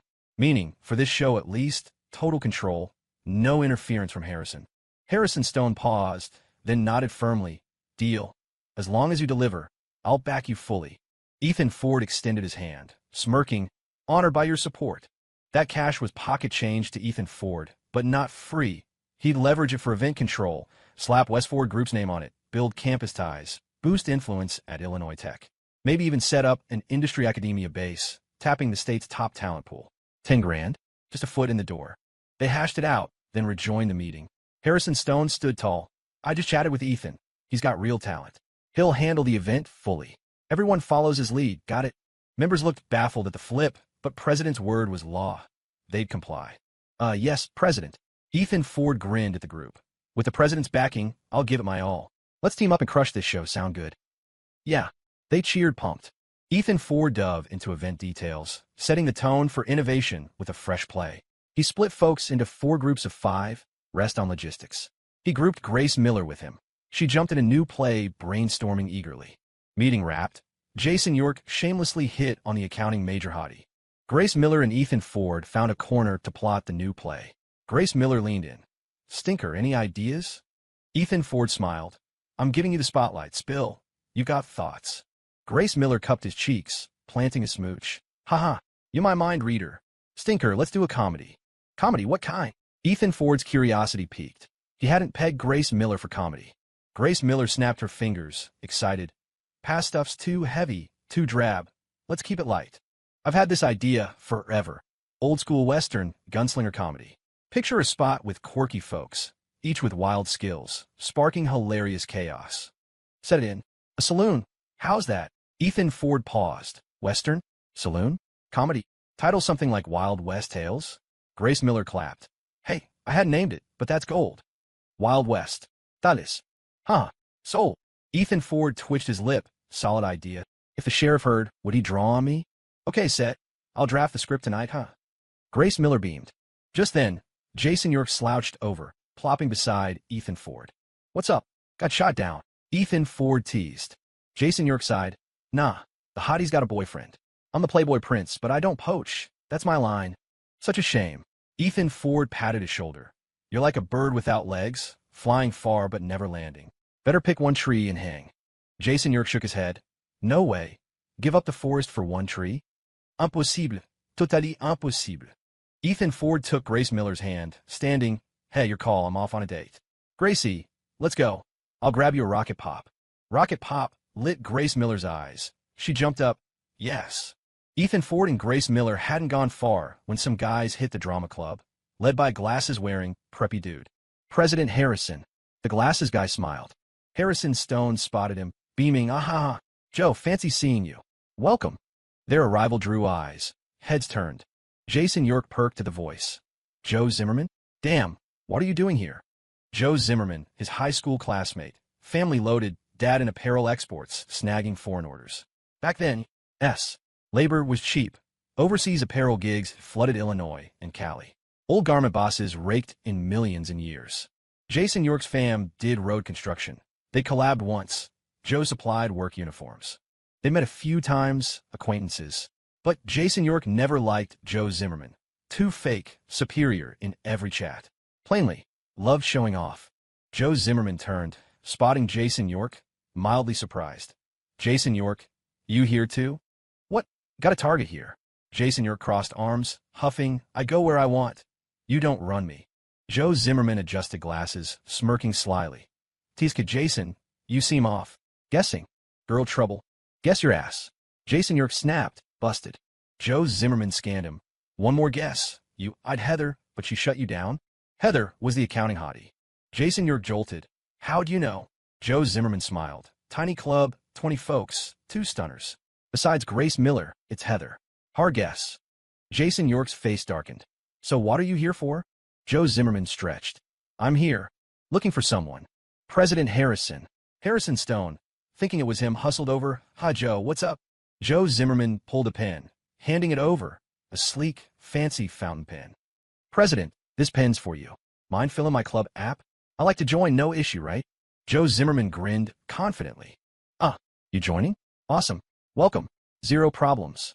Harrison Stone took the pen, thrilled. A big shot like this? Future funds galore. Sure, thanks. Joe Zimmerman bowed slightly. Hey, no squit. I'll handle the form. Harrison Stone nearly bounced, rushing to process, fearing regret. Jason York frowned. Joe Zimmerman joining drama? What's your game? You hate this stuff. Joe Zimmerman smiled. Liking and doing conflict? Jason, you're still a slacker. Watch your mouth. Who are you schooling? Jason York's face blackened, anger rising. Fuck you, talk clean to Joe, punk. One of Joe's goons jabbed a finger at Jason York. Jason York itched to punch, but outnumbered, he stayed smart. No swing. Joe Zimmerman read him, stepping up, hands pocketed. What, wanna hit me? High school, you couldn't touch me. Now, what you got? Jason, wise up. Chasing skirts emptied your brain and body. Jason York glared. Fuck off. None of your biz? Joe Zimmerman stayed cool, suddenly waving elsewhere. Heather, over here. The accounting hottie Heather rushed up, twin braids cute, features delicate, light makeup, real charm. Joe, Heather cooed sweetly, bone melting. Jason York blinked. Heather knew Joe Zimmerman? Seemed tight. Joe Zimmerman wrapped her waist, hugging close. Join the club today. To hang with you, cool? Yeah. Heather chirped, blushing down. Joe Zimmerman, you're Heather's boyfriend? Jason York's face shifted. Joe Zimmerman released her. Nah, she chased me, but I haven't said yes. Right now she's... He leaned to Jason York's ear. Friends with benefits. Jason York froze. The accounting hottie. Willing like that. You joined for Heather? Jason York stared hard. Joe Zimmerman shrugged. Not really. Actually, I'm here for Grace Miller. Huh? What? Jason York yanked his collar in rage. Grace Miller was taken. Campus-wide knowledge. Top Beauty's boyfriend was Ethan Ford. Ethan Ford was his bro. Hearing this, Jason York's fury boiled over. Fuck her. I'm my bro's girl? Begging for a beatdown. Jason York glared, cursing. Joe Zimmerman signaled. His 5 guys swarmed, prying Jason York's hands, pinning him tight. Bam! A buzz-cut guy gut punched him. Fuck you, daring to swing? Jason York raged, ready to fight. But outnumbered, fist no match for 10, he couldn't budge. No matter the struggle. Fuck. Let go. I'll end you. Joe Zimmerman neared. Let him go. I'll take the hit. After, you're expelled. All right, Jason. Your fam's loaded. You'll land elsewhere. But Illinois Tech? Done. Your dad finds out? Belt time. Know his temper. The bat guy released. Jason York, eyes bloodshot, grabbed Joe Zimmerman's collar, fist raised. But froze mid-air. Satisfying? Yeah. But taking his spot at the state's top school? Not worth it. Not swinging? Jason, retract that. You've grown a bit. Joe Zimmerman sneered, slapping the hand away, fixing his collar. Jason York bottled rage. No outlet. Joe had him pinned. Warning, some folks are off-limits trouble. Jason York said coldly. Grace Miller's boyfriend? Oh yeah, your dorm mate, no wonder. But so what? Just the state top scorer, a test nerd. Joe Zimmerman dusted his shirt, dismissive. He'd scoped Grace Miller and Ethan Ford. Same high school, same neighborhood. Dating made sense. Seeing her forum pics, he decided. Next target, Grace Miller. Betting that angel. Ultimate win. He didn't care who she dated. Just wanted the conquest, the hunt thrill. Heather approached, arm hugging. Teary, Joe, what did you mean? Weren't you joining for me? Joe Zimmerman cold. Sorry. Not for you, Heather. I'm bored. Time to end this. Want rich? Try Jason York here. Loaded. He eyed Jason York. Jason, my cast-off, you mind?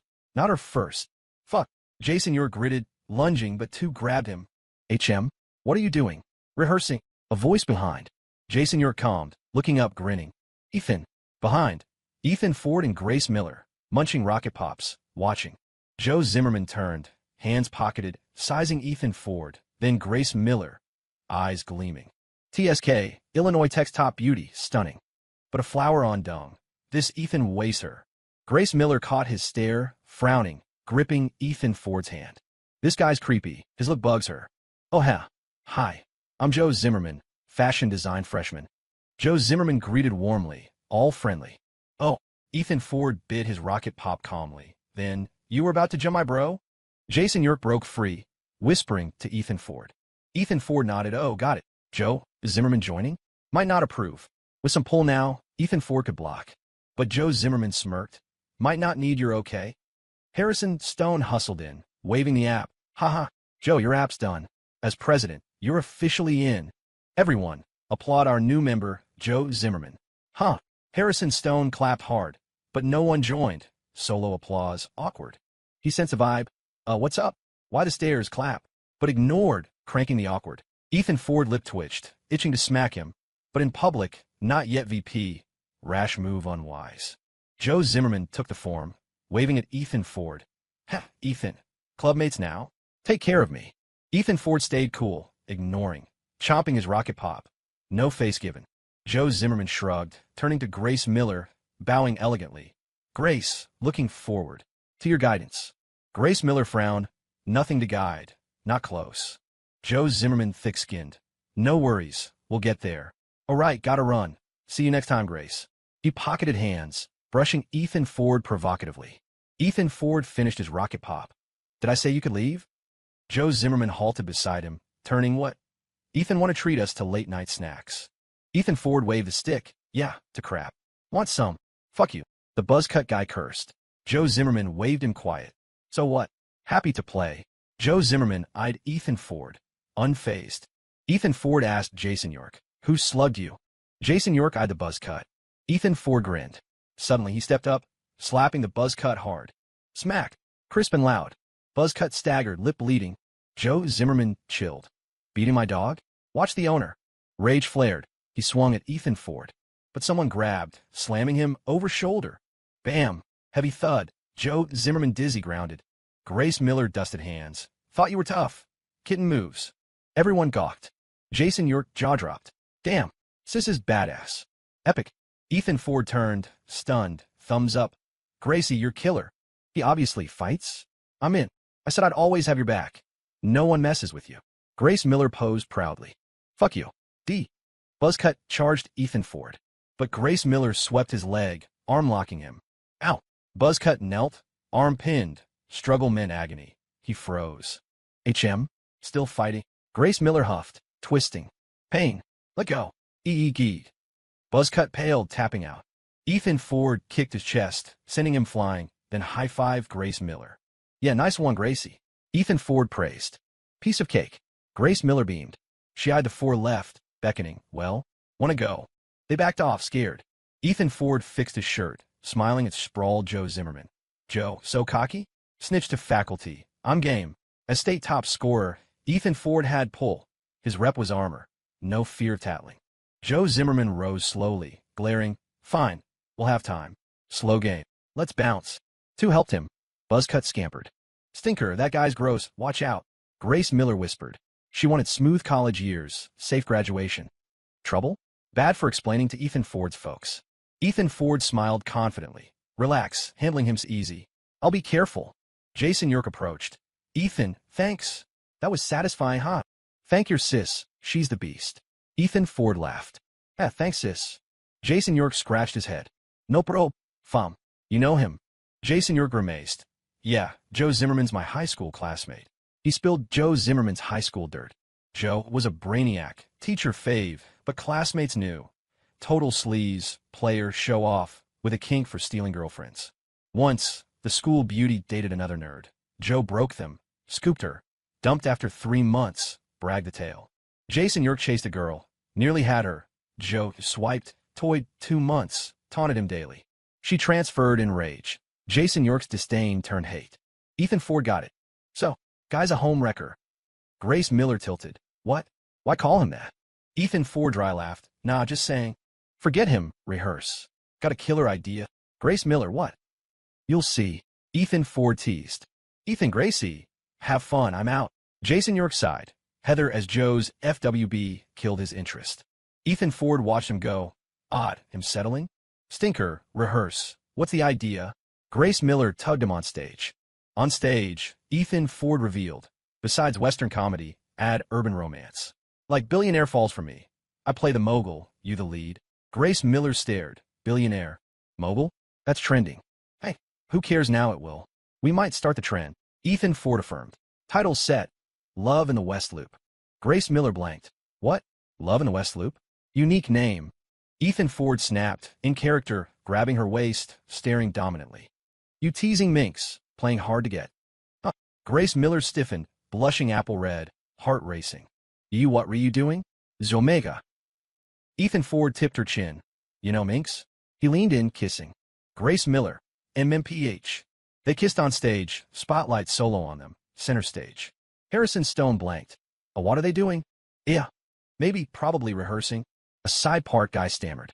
Harrison Stone face-bombed. Obvious PDA. Fine, Kyle. Tell Ethan soon. Lock the play, script to me. Gotta run later. Harrison Stone shook his head, hands behind, out.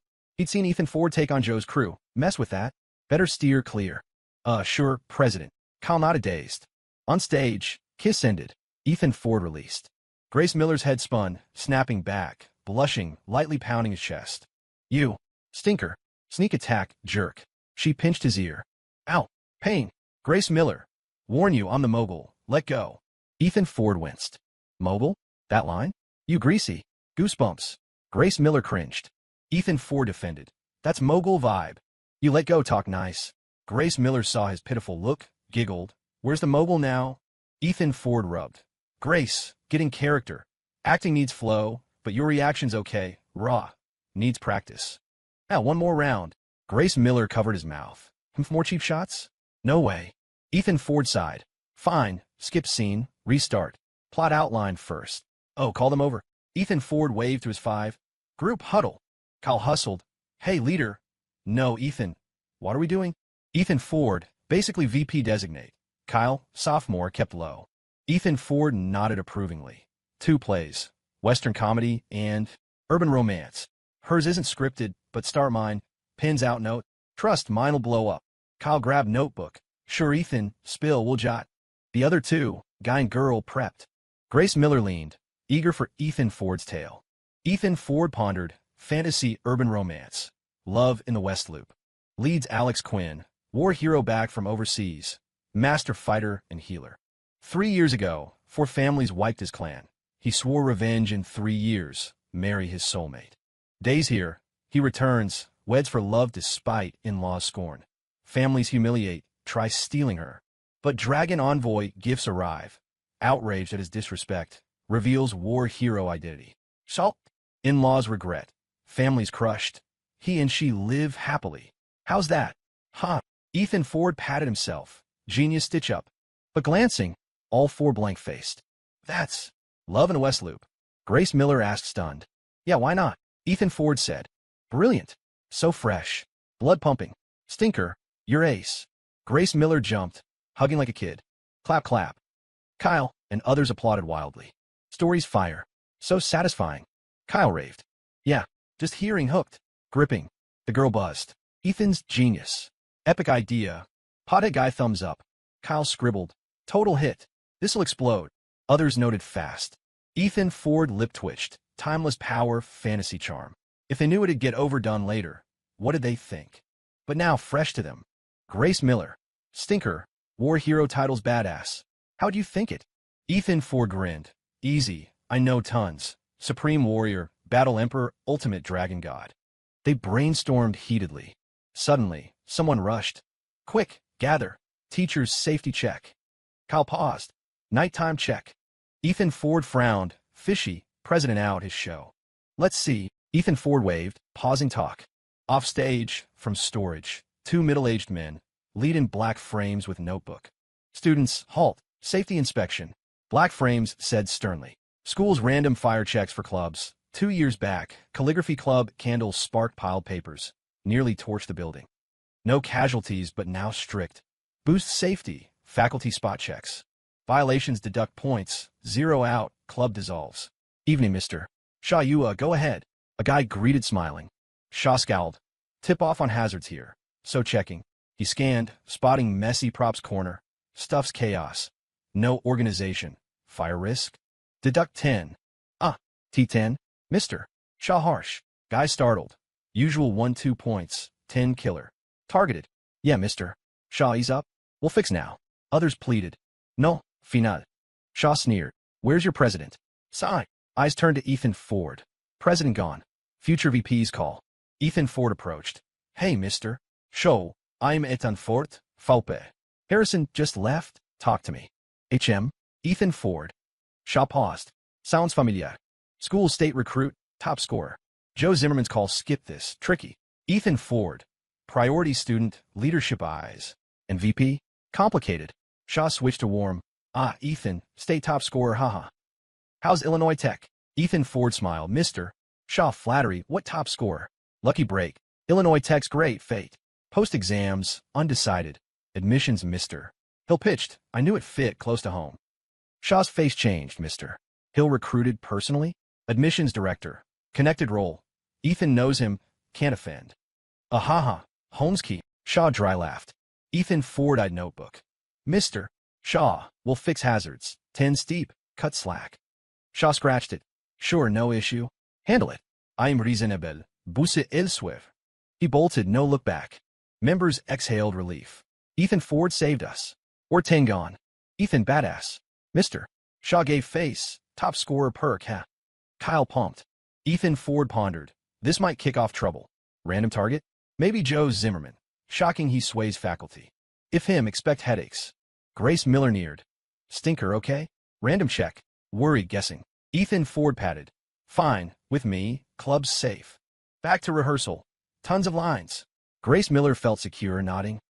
For days later, evening, Ethan Ford, dorm chatting Wayne Tank, Turner on IceQ, handling work.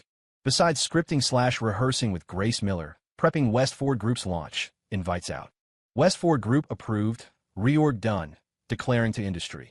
Hardware and web unicorn rising. Tank, invites confirmed? Ethan Ford asked.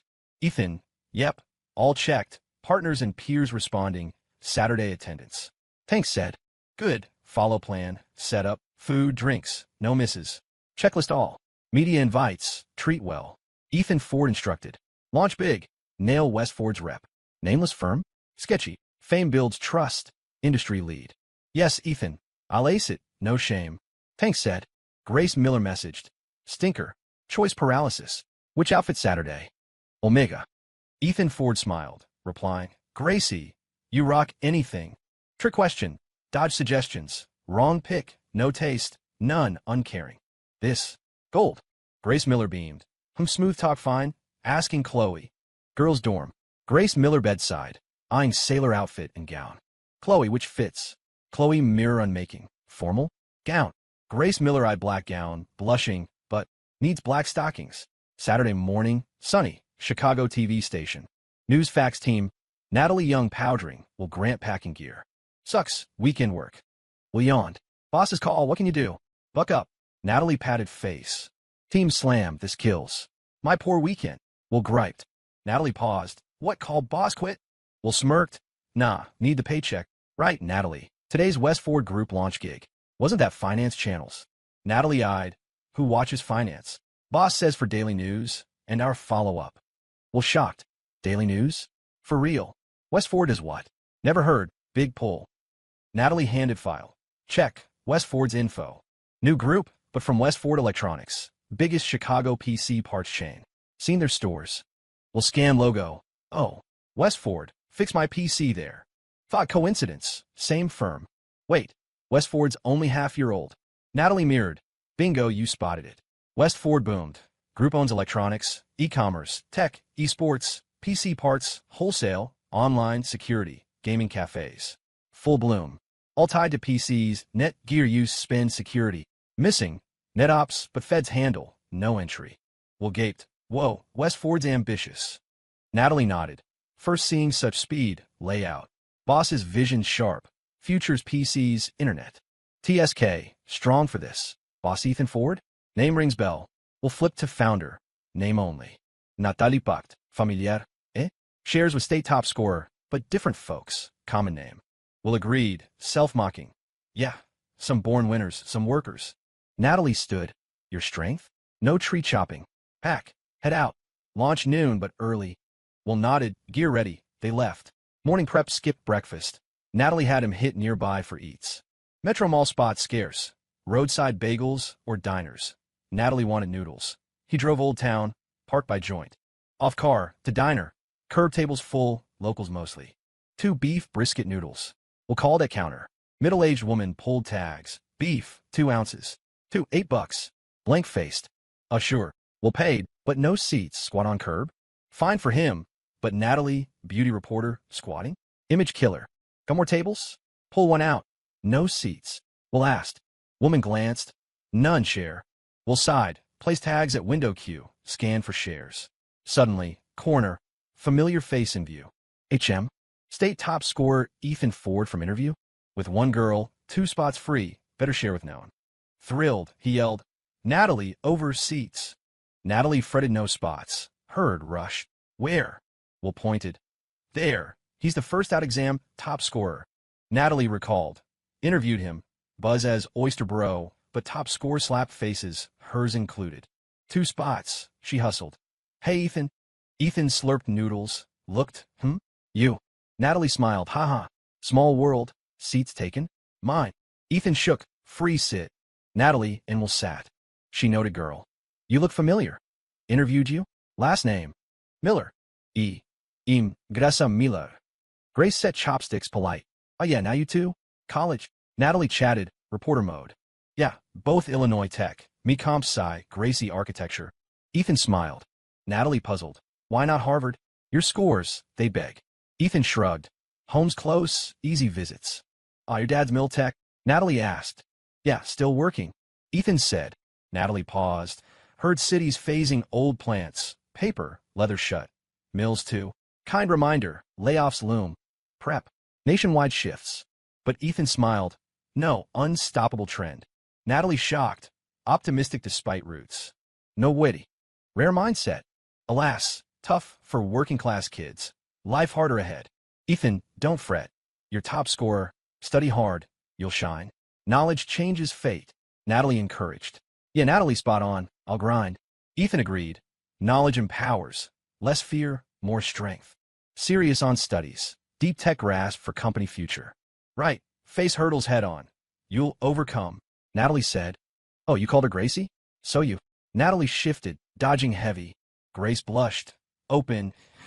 You guessed. We're dating? Aha. Knew it. From interview vibes. Natalie teased. Well praised. Ethan, lucky guy. Stunning girlfriend, jealous. Flattering. Ethan beamed. Lifetime luck spent, huh? Grace pinched. Nonsense, like I cursed you? Dating me, no luck left. No, just saying. Ethan backpedaled. Better. Grace satisfied. Natalie envied their sweet. Youth's pure love, dreamy. Hey, stop the PDA. Dog food overdose. Can't eat noodles. Natalie joked. Grace stuck tongue. Ate, but passed her bowl's sausage to Ethan. Isendak. No liver. Dan, no swap. Fine, next time double liver. Grace pouted. She added. You pay. Ethan sighed. Sure, much as you want. Natalie watched them scrape bowls. Kids, thrifty. Ethan, monthly allowance from home? Natalie curious. None, self-support. Ethan slurped bottoms, casual. Natalie jolted, nose stinging. Ambitious kid. College, no parental cash. Part-time work-study? Tough. Poor thing. Early responsibility. Top scorer by grit. Now self-funds college. Heart-wrenching. Natalie teared subtly. Ethan, impressive, easing family load. Already amazing. Great job. Praise flowed. But Ethan sheepish. Natalie, too kind. Normal for kids to think of parents. Your mom? Working. Natalie asked.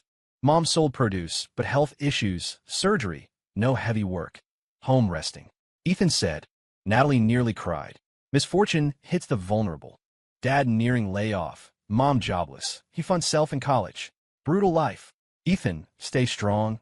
Effort, diligence. You'll change fate. Natalie wiped tear, encouraged. Yeah. Ethan paused. Her look. Natalie, we're full. Gotta go enjoy. Ethan set chopsticks, shouldering heavy bag, smiling. Bye, Natalie. Grace held his hand. Sweet farewell. They left. Natalie watched backs. Tough, but companionship. Happiness too. But Ethan's so talented, yet such hardship. Natalie, you okay? Will offered tissue. Natalie dabbed. Fine, just touched. World's full of Ethans. Poverty's real. Will shook head. Kitchen yelled. 2 beef brisket noodles. Coming. Will grabbed. Natalie, yours first. Eating. Natalie, almost forgot. Call Westford's PR Ms. Yin. Greet pre-launch interview, or busy later. She dialed, connected. Montserrat. Yen? Chicago TV's Natalie, yes. Around 9 at office. 10 okay for President Ethan interview. Great, see you. Natalie hung, set. Work wraps noon. Will cheered. Yes, half day off. Natalie eyed. Dream, sort footage post. News airs tonight. Will deflated, slurping. Fine, some born elite, some beasts. My luck sucks? Natalie laughed. Eat chatterbox. Finished, to West Ford at Metro Tower. Early Chicago, CBD icon, 45 floors, landmark. Natalie gazed up. Tisk. West Ford knew, already here, fast growth. Prime spot, rent steep? Will envied. Natalie scoffed. Here? Rent's last worry. My bad. Narrow view. Will grinned. Let's check West Ford. Natalie smiled. Through grand lobby, elevator, suited youths joined. Floor, side part asked. 30 thanks. Youth envied. 30? U.S. Ford? Jealous. Huh. No, reporter. You know me? Natalie joked. Sorry, thought staff. Youth apologized. Ascending. Natalie. Sounded fan of West Ford? Youth. Not just me. Whole building. Unsaid. Others chuckled. What? Natalie asked. Youth whispered. Envied perks, but boss hates it. West Ford chance. Who'd stay? Another sighed enviously. Natalie stunned. Such pull? Ding, 30. Out. Vast front desk lit West Ford wall. Doors flanked by launch baskets. Festive. First seeing such sleek desk. Eye-opener. Staff waited. Chicago TV's Natalie? Yes. Natalie nodded. But Will gawked. Grandma and garden vibe. Will focus. Natalie elbowed. Yeah. Will snapped still. Gorgeous design art. Boss's taste. Staff gestured. In Ms. Yin soon. Natalie entered. Line lights, circles, modern, extending deep. My God. 1 floor West Fords. Natalie amazed. Staff proud. Yes, but 3. 30-32. What? T3. Natalie jaw drop. CBD gold. 3 floors? Unbelievable. Who buys new startup tale? Then, suited woman approached, poised, hair up crisp. Natalie, Yenzi. Warm greet, handshake. Montserrat. Yen, busy. Thanks for hosting. Natalie polite. Nah, my job, media docking. Tour? Need say. Yen seamless. Chatted, toured 30. Will shot footage for news. Ms. Yen, 3 floors leased. Natalie incredulous. Yeah, recent. Started 500 SQ foot. Grew, expanded. Layer not enough post reorg. President leased 3. Skip moves. Years worth. Yen smiled. HM? Years. Worth. Natalie puzzled. 3 floors? Yen sensed. Proud. Per president's plan. Staff doubles next year. Or more. Space short. Scouting buys. Office buildings. Huh. Buy. Building. Natalie gaped. New firm. Under 2 years. Buying? Madness. Natalie toured offices with Yen Ji. Desks computered. Greened. Such setup? State level rare. Private startup? Shocking. Clean. Warm. Elevator envy clear. Natalie spotted West Ford tech sign. Ms. Yen. Group has 4 subs. Toured only tech. Lots empty. Yen smiled. Others 31. Tech's core. 361 PC safety manager. 200 plus staff. 150 tech. Develop. Maintain 361. Expand web products. Natalie mouth agape. Core not electronics. Not hardware. Web. More developing. Natalie curious. Yen mysterious. Can't spill. President might. Ok. Natalie nodded, but it intensified. West Ford's essence? Vision? Toured 30 to 31. Saturday. Yet busy. Hundreds working. TSK. More than us OT, huh?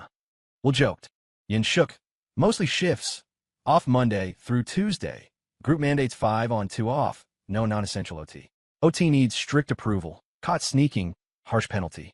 Department OT caps hit. Higher for rotation. Will? Natalie? Nanny? Such policy? Natalie stunned. World with no OT firms. Magical. Bosses. People plentiful. Don't work. Others will. Downturn. Cut costs. One does two's work. HR big cost. Minimize for max profit.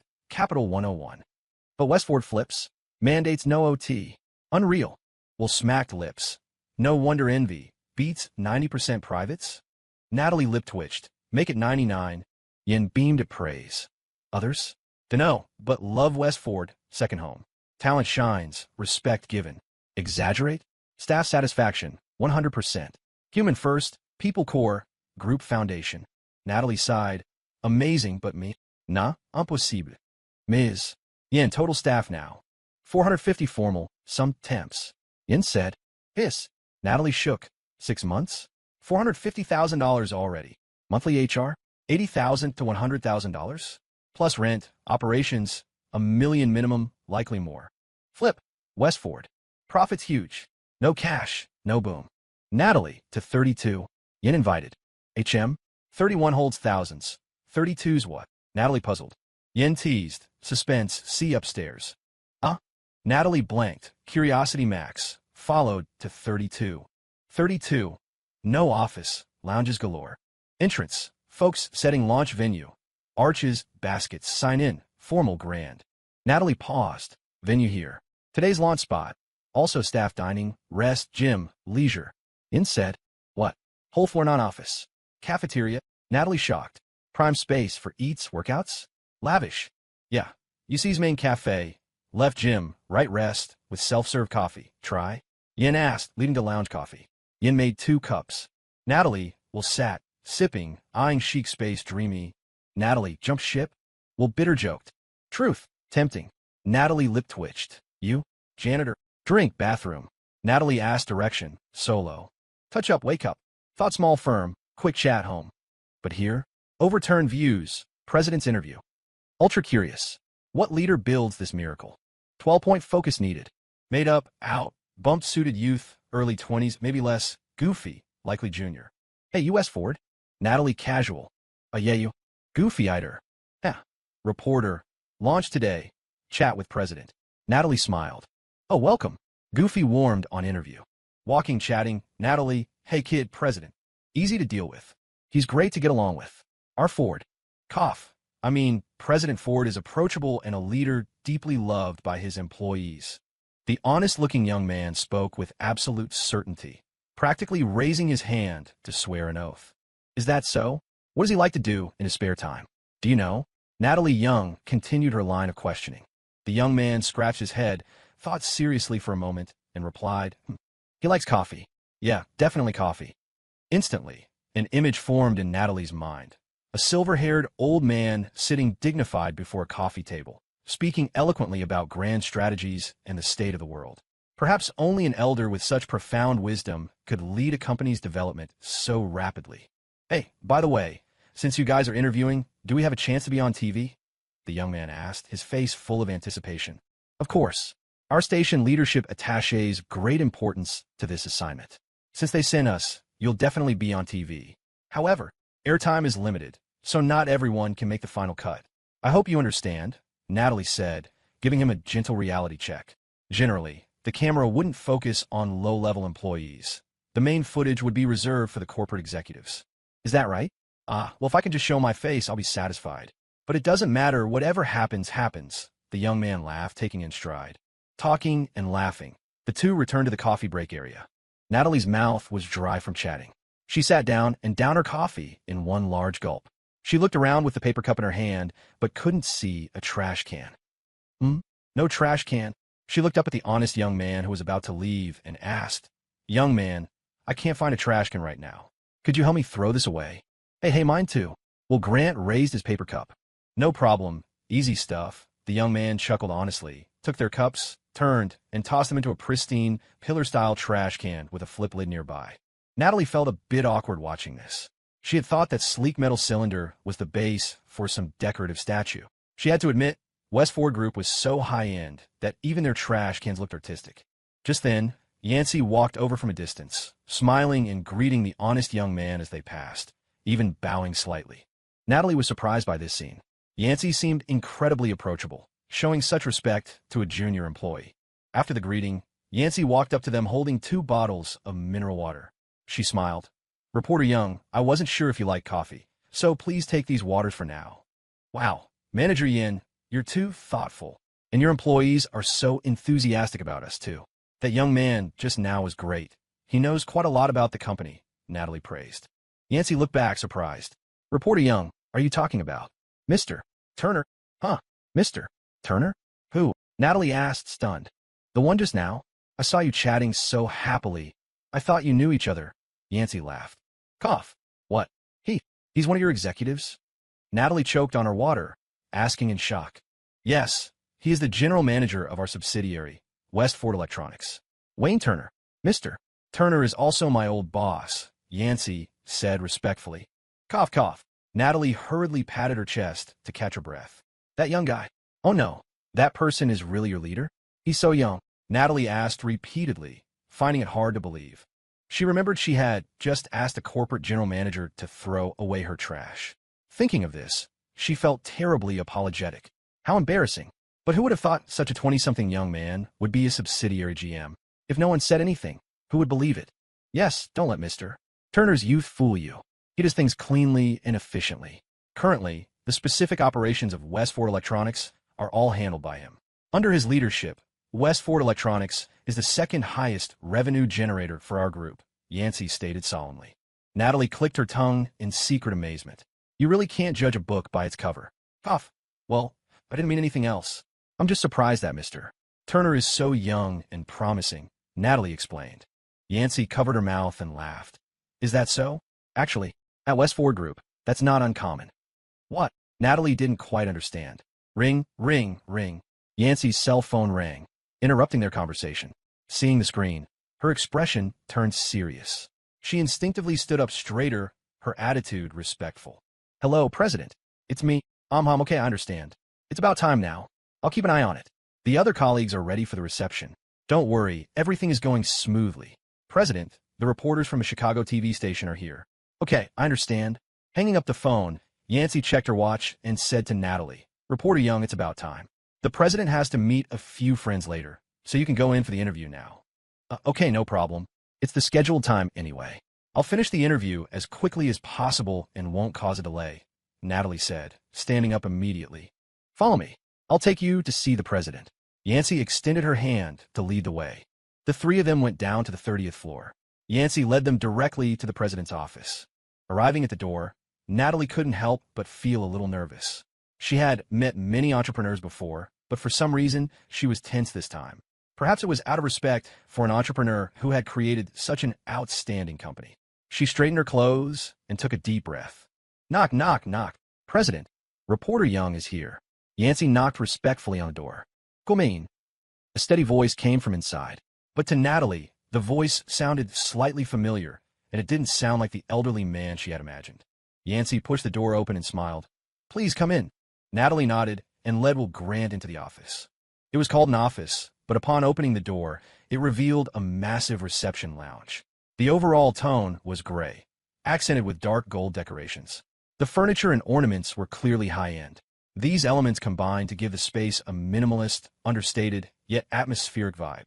Behind the lounge area were huge floor-to-ceiling windows offering a panoramic view of the bustling Chicago cityscape, giving one the feeling of standing atop the world. Natalie and Will were immediately struck by the breathtaking view, but she quickly reacted, turning her head to the left. That was the office area. There was a huge silver-gray desk, and behind it, a man in a suit was working with his head down. From a side profile, she couldn't see his face clearly.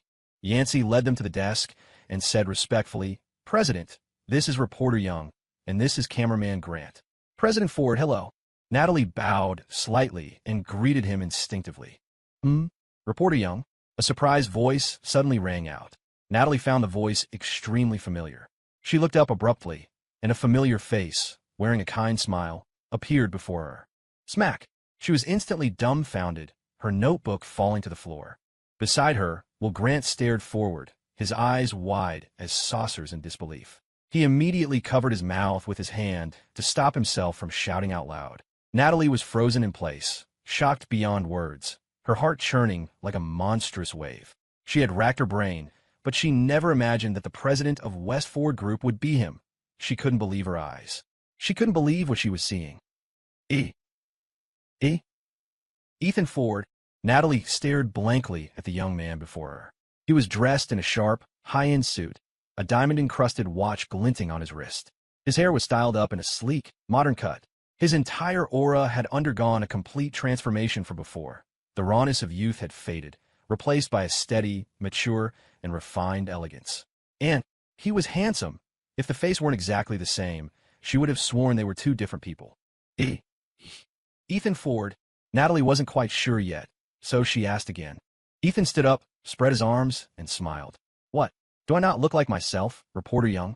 Natalie snapped out of her trance, let out a heavy breath, and feeling a bit embarrassed by her loss of composure, stammered, no. Hello, President Ford. She quickly picked up her notebook from the floor and stood properly. She knew that right now. She represented the TV station. She was here to interview the founder and president of West Ford Group. She had to mind her image. But inside, she was mocking herself. Just moments ago, she was feeling sorry for his living situation, thinking he was struggling. It turned out the clown was her. It turned out the state valedictorian, Ethan Ford, was the Ethan Ford, president of West Ford Group. A rising star entrepreneur worth millions, controlling a dark horse in the industry. No need to be formal. Let's talk in a lounge area. Ethan gestured with his hand. The group moved to the seating area, and Ethan took the main seat. President, if there's nothing else, I'll go get back to work. Yancey bowed slightly. She was tactful. It wasn't appropriate for her to be present for the upcoming private interview segment. Go ahead. Take good care of the guests, Ethan nodded. After Yancey left, Natalie cleared her throat twice and straightened her expression. President Ford, I'm very glad you could accept our interview today. To save your time, shall we start now? Ethan gestured that they could proceed. Well, Grant immediately took out the filming equipment, set up the DSLR on a tripod between Ethan and Natalie, focused the lens on them, pressed record, and signaled OK. Natalie took out her notebook, which contained the various questions she had prepared in advance. She took a deep breath, flashed her trademark reporter smile, and asked, President Ford, I toured your company this morning. What I found incredible is how mature your corporate structure is and how superior the office environment is. It's hard to believe this is a company founded less than a year ago. Could you introduce to our audience what kind of enterprise you have founded and why it has developed so well? This is something I believe everyone, wants to know.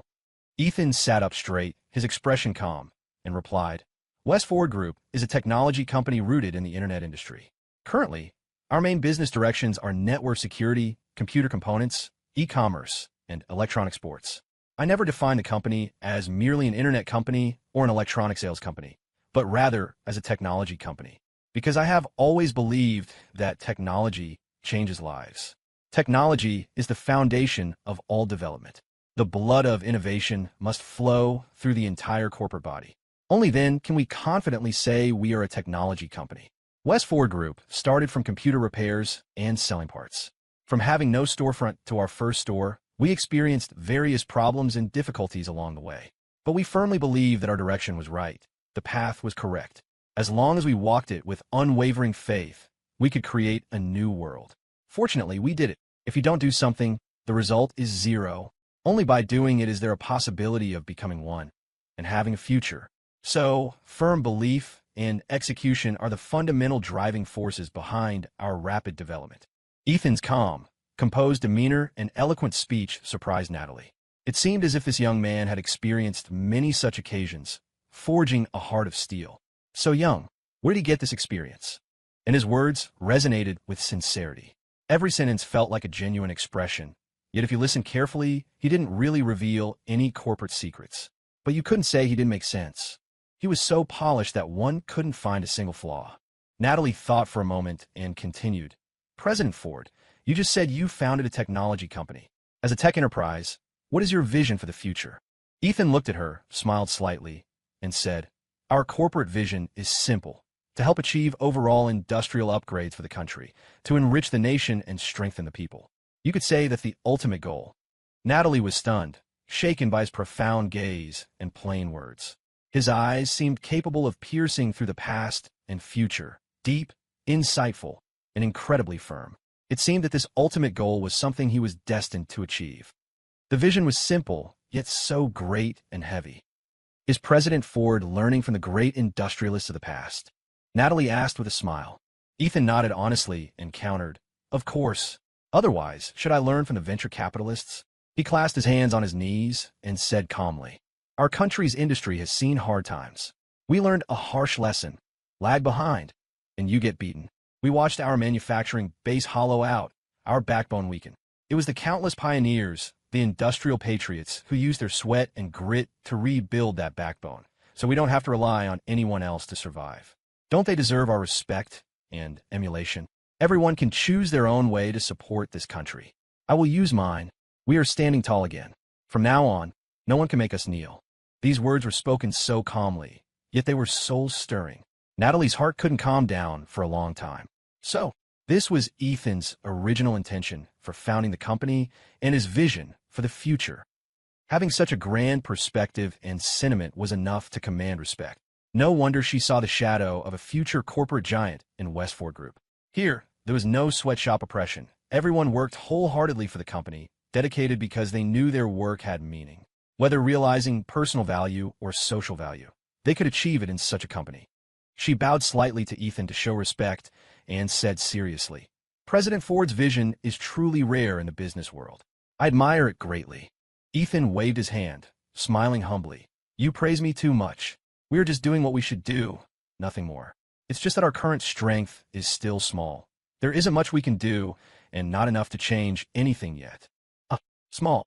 Natalie twitched the corner of her mouth, thinking, "You really are modest. Your company is considered small." At this rate of development, he would probably soon capture the computer parts market in Chicago, maybe even the whole state. And according to Yancey, the 361 PC Manager was already the #1 product in consumer market share. And he calls that small? Westford Group's operating scale is certainly not small. President Ford is too modest. As far as I know, your company's 361 product already has the #1 market share, right? Natalie said. Ethan sat up straight and shrugged. It's just #1 for now. With the explosive growth of new internet users, the competition in this field will be fierce in the future. It's not worth being proud of. And with our current technology, we can't claim to have changed the cybersecurity industry yet. Perhaps when the next version of 361 PC Manager is released, we can say we have certain industry and technological barriers. Natalie asked in surprise, "Does that mean a new version will be released soon?" Ethan smiled. "You can look forward to it." It had been a while since the last official version was released. The tech company's 100-plus technical staff had already polished the next version of the computer manager, applying new technologies guided by Ethan, leading the industry by more than 5 years. Possessing a generational technological gap was the deepest moat in this field. Seeing that Ethan was tight-lipped and didn't intend to share more specific news, Natalie had to let it go and continued asking, "President Ford, do you have any specific plans for the future? Can you reveal a little bit to us?" Ethan nodded and said, "That's no problem. Besides the upcoming release of the new 361 version, at today's opening ceremony, we will also announce a new business line for the electronic sports company, West Ford Cyber Cafes. Another thing is we have reached a strategic partnership with Keytech. West Ford electronic stores will expand to all districts of Chicago within a month, including other counties, becoming the company with the highest number of offline stores in the state. Also, our West Ford e-commerce will be further reorganized. Relying on the traffic from 361, we will build an open electronic sales platform, establishing a dual B2B and B2C structure, and we will build our own controllable logistics and warehousing. And we also have plans to enter traditional manufacturing, consumer electronics, apparel, and other industries, using technology to upgrade these sectors. We have a lot to do in the future, and we hope more talent will join our company." This last sentence was Ethan's true intention. He hoped that through business expansion, more talented people would know about West Ford Group and choose to join. This was the fundamental reason for organizing the media to attend the opening ceremony and conducting in-depth interviews. Brand building for an enterprise requires media dissemination and image shaping to get more people to recognize the corporate brand. Hearing Ethan's words, Natalie opened her mouth in shock, unable to speak for a moment. If it were anyone else, she would definitely have warned them that taking too big a step might tear something. But the person in front of her was the president of West Ford Group. She could only say, his ambition was massive. It seems President Ford's layout is truly grand. There may be many difficulties involved, but I believe you can overcome them one by one because, after all, you are the state top scorer, Natalie exclaimed in admiration. A young man who had just finished his college entrance exams not long ago and was still in university, yet was already at the helm of a multi-million-dollar enterprise. How many such monstrous talents could there be in the world? This was exactly why Natalie didn't easily question his plans. Since such miraculous things had already happened, what was a little ambition? Haha, then I'll borrow your good words, Reporter Young. Ethan laughed heartily. Subsequently, Natalie continued to interview Ethan about corporate management and then chatted a bit about his personal life. With that, the interview was considered successfully concluded. After asking her questions, Natalie checked the time on her phone. She hadn't expected it to be 11:30 already. Chatting away, it had gone longer than expected. She quickly said, "President Ford, I'm really sorry for taking up so much of your time. Thank you again for accepting our interview." Ethan waved his hand, indicating it didn't matter, and then stood up. "Also, thank you for coming to our opening ceremony. It's about time now, shall we? I have some old friends to meet." "Okay, President Ford." Natalie stepped forward to shake his hand, then left with Will Grant. After Natalie and Will left the office, they first went to a rest area to get some water. TSK, Natalie, classmate Ethan. "Oh no, President Ford is really amazing. Founding such a big company at such a young age. It really makes you jealous comparing yourself to others." Will sighed, his voice full of envy. Natalie let out a long breath. "Yeah, it really is incredible. Genius isn't even enough to describe him anymore. But from the interview just now, I feel like having a young entrepreneur with such ambition is actually a pretty good thing, haha." Ethan arrived at the VIP lounge on the 32nd floor. As soon as he pushed the door open, he saw Grace Miller standing in front of the mirror, fiddling with her long black dress. Underneath the dress were alluring black stockings. "Gracie, you don't need to look in a mirror anymore. No matter how much you look, you can't get any prettier because you're already the most beautiful woman here today," Ethan teased. Hearing his voice, Grace turned around and puffed out her cheeks. "You and your slick tongue. Is your interview over?" "Yeah, just finished. Coincidentally, it was the two people we ate breakfast with this morning," Ethan laughed. "Huh, it was them? Oh, right. They did seem like they were from the TV station," Grace recalled. Her gaze suddenly landed on Ethan's tie. It looked a bit loose and slightly crooked. "Don't move, your tie is crooked. I'll fix it for you." She walked up and carefully adjusted it for him. Suddenly, a faint fragrance drifted into Ethan's nose, making him feel a sudden heat rise in his body. He looked down at Grace. Her flawless white cheeks were filled with seriousness, and her long eyelashes fluttered, looking incredibly cute. The black formal dress made her skin look even whiter, translucent like jade, giving one the urge to hold her in their palm and cherish her. Ethan swallowed hard. This girl was becoming harder and harder to resist. "Okay, done." Grace looked at her masterpiece with satisfaction, then looked up to meet Ethan's burning gaze. Her cheeks flushed red instantly. "Why are you looking at me like that?" She blushed, but still tilted her head up to stare back at him.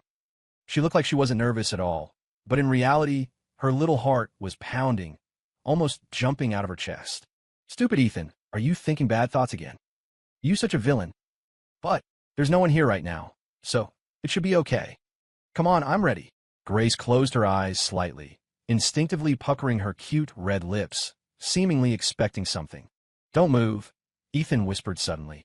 Grace's heart nearly leaped out. She cried out internally, "Dummy, I'm not moving." His breathing got closer. Grace could already feel Ethan's breath. Thump, thump, thump. Her heart beat rapidly.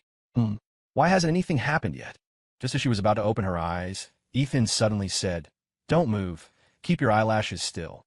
There seems to be something dirty on them." "Grace." Straight face, winky face. "Ugh, you stupid Ethan. You really know how to ruin the mood. All right, I got off for you." Ethan pinched a tiny piece of fluff from her eyelash, clapped his hands, and smiled. Grace opened her eyes abruptly, glaring at him. "Stupid Ethan." "Oh, what's wrong?" Ethan asked, surprised. Jerk. Looks like I have to take matters into my own hands." With that, Grace cupped his face with both hands, stood on her tiptoes, and kissed him. "MMPH?" Ethan's pupils dilated. "Holy crap. Grace, you're so aggressive." "But, I like it." But just then, the sound of the door opening rang out. "Huh, Ethan, Mr. Powers and the others are here." Tank shouted happily. But the next moment, seeing the scene inside, he froze. "Crap, I messed up big time."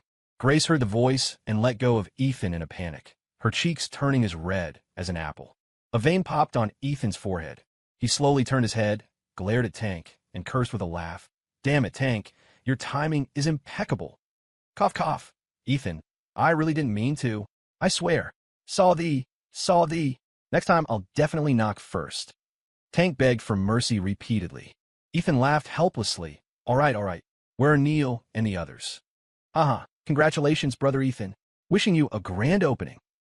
Neil Powers' hearty laughter came from outside, and then he strode in, followed by Charlie Boone and Joe Thompson, whom Ethan had met before, as well as the boss of the tech tower. Congratulations, President Ford. Charlie Boone cupped his hands and smiled. TSK, creating such a large foundation at such a young age. President Ford is truly amazing. Joe Thompson praised. The other bosses also stepped forward to congratulate Ethan. Ethan went up to exchange pleasantries with everyone. Brother Neil, and everyone, your presence really gives me face. It's an honor, Ethan said politely. Neil Powers looked around and suddenly asked, By the way, I don't see President Zane. Did you forget to notify him, Brother Ethan? He didn't know yet that Ethan and Frank Zane had fallen out. Ethan just smiled. No, I didn't notify him. President Zane is a busy man. He might not necessarily come. Neil paused, sensing the hidden meaning in the words.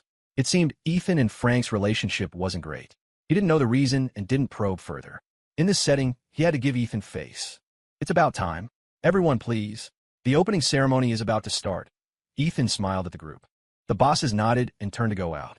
Ethan instructed Tank to take care of the guests, then turned back to Beck and Grace, smiling. Come, my most beautiful Miss Miller. Grace smiled sweetly and gracefully stepped forward to take Ethan's arm. Let's go, my big President Ford. Natalie stood in the crowd at the ceremony site. She had no interest in chatting with the bosses and executives present.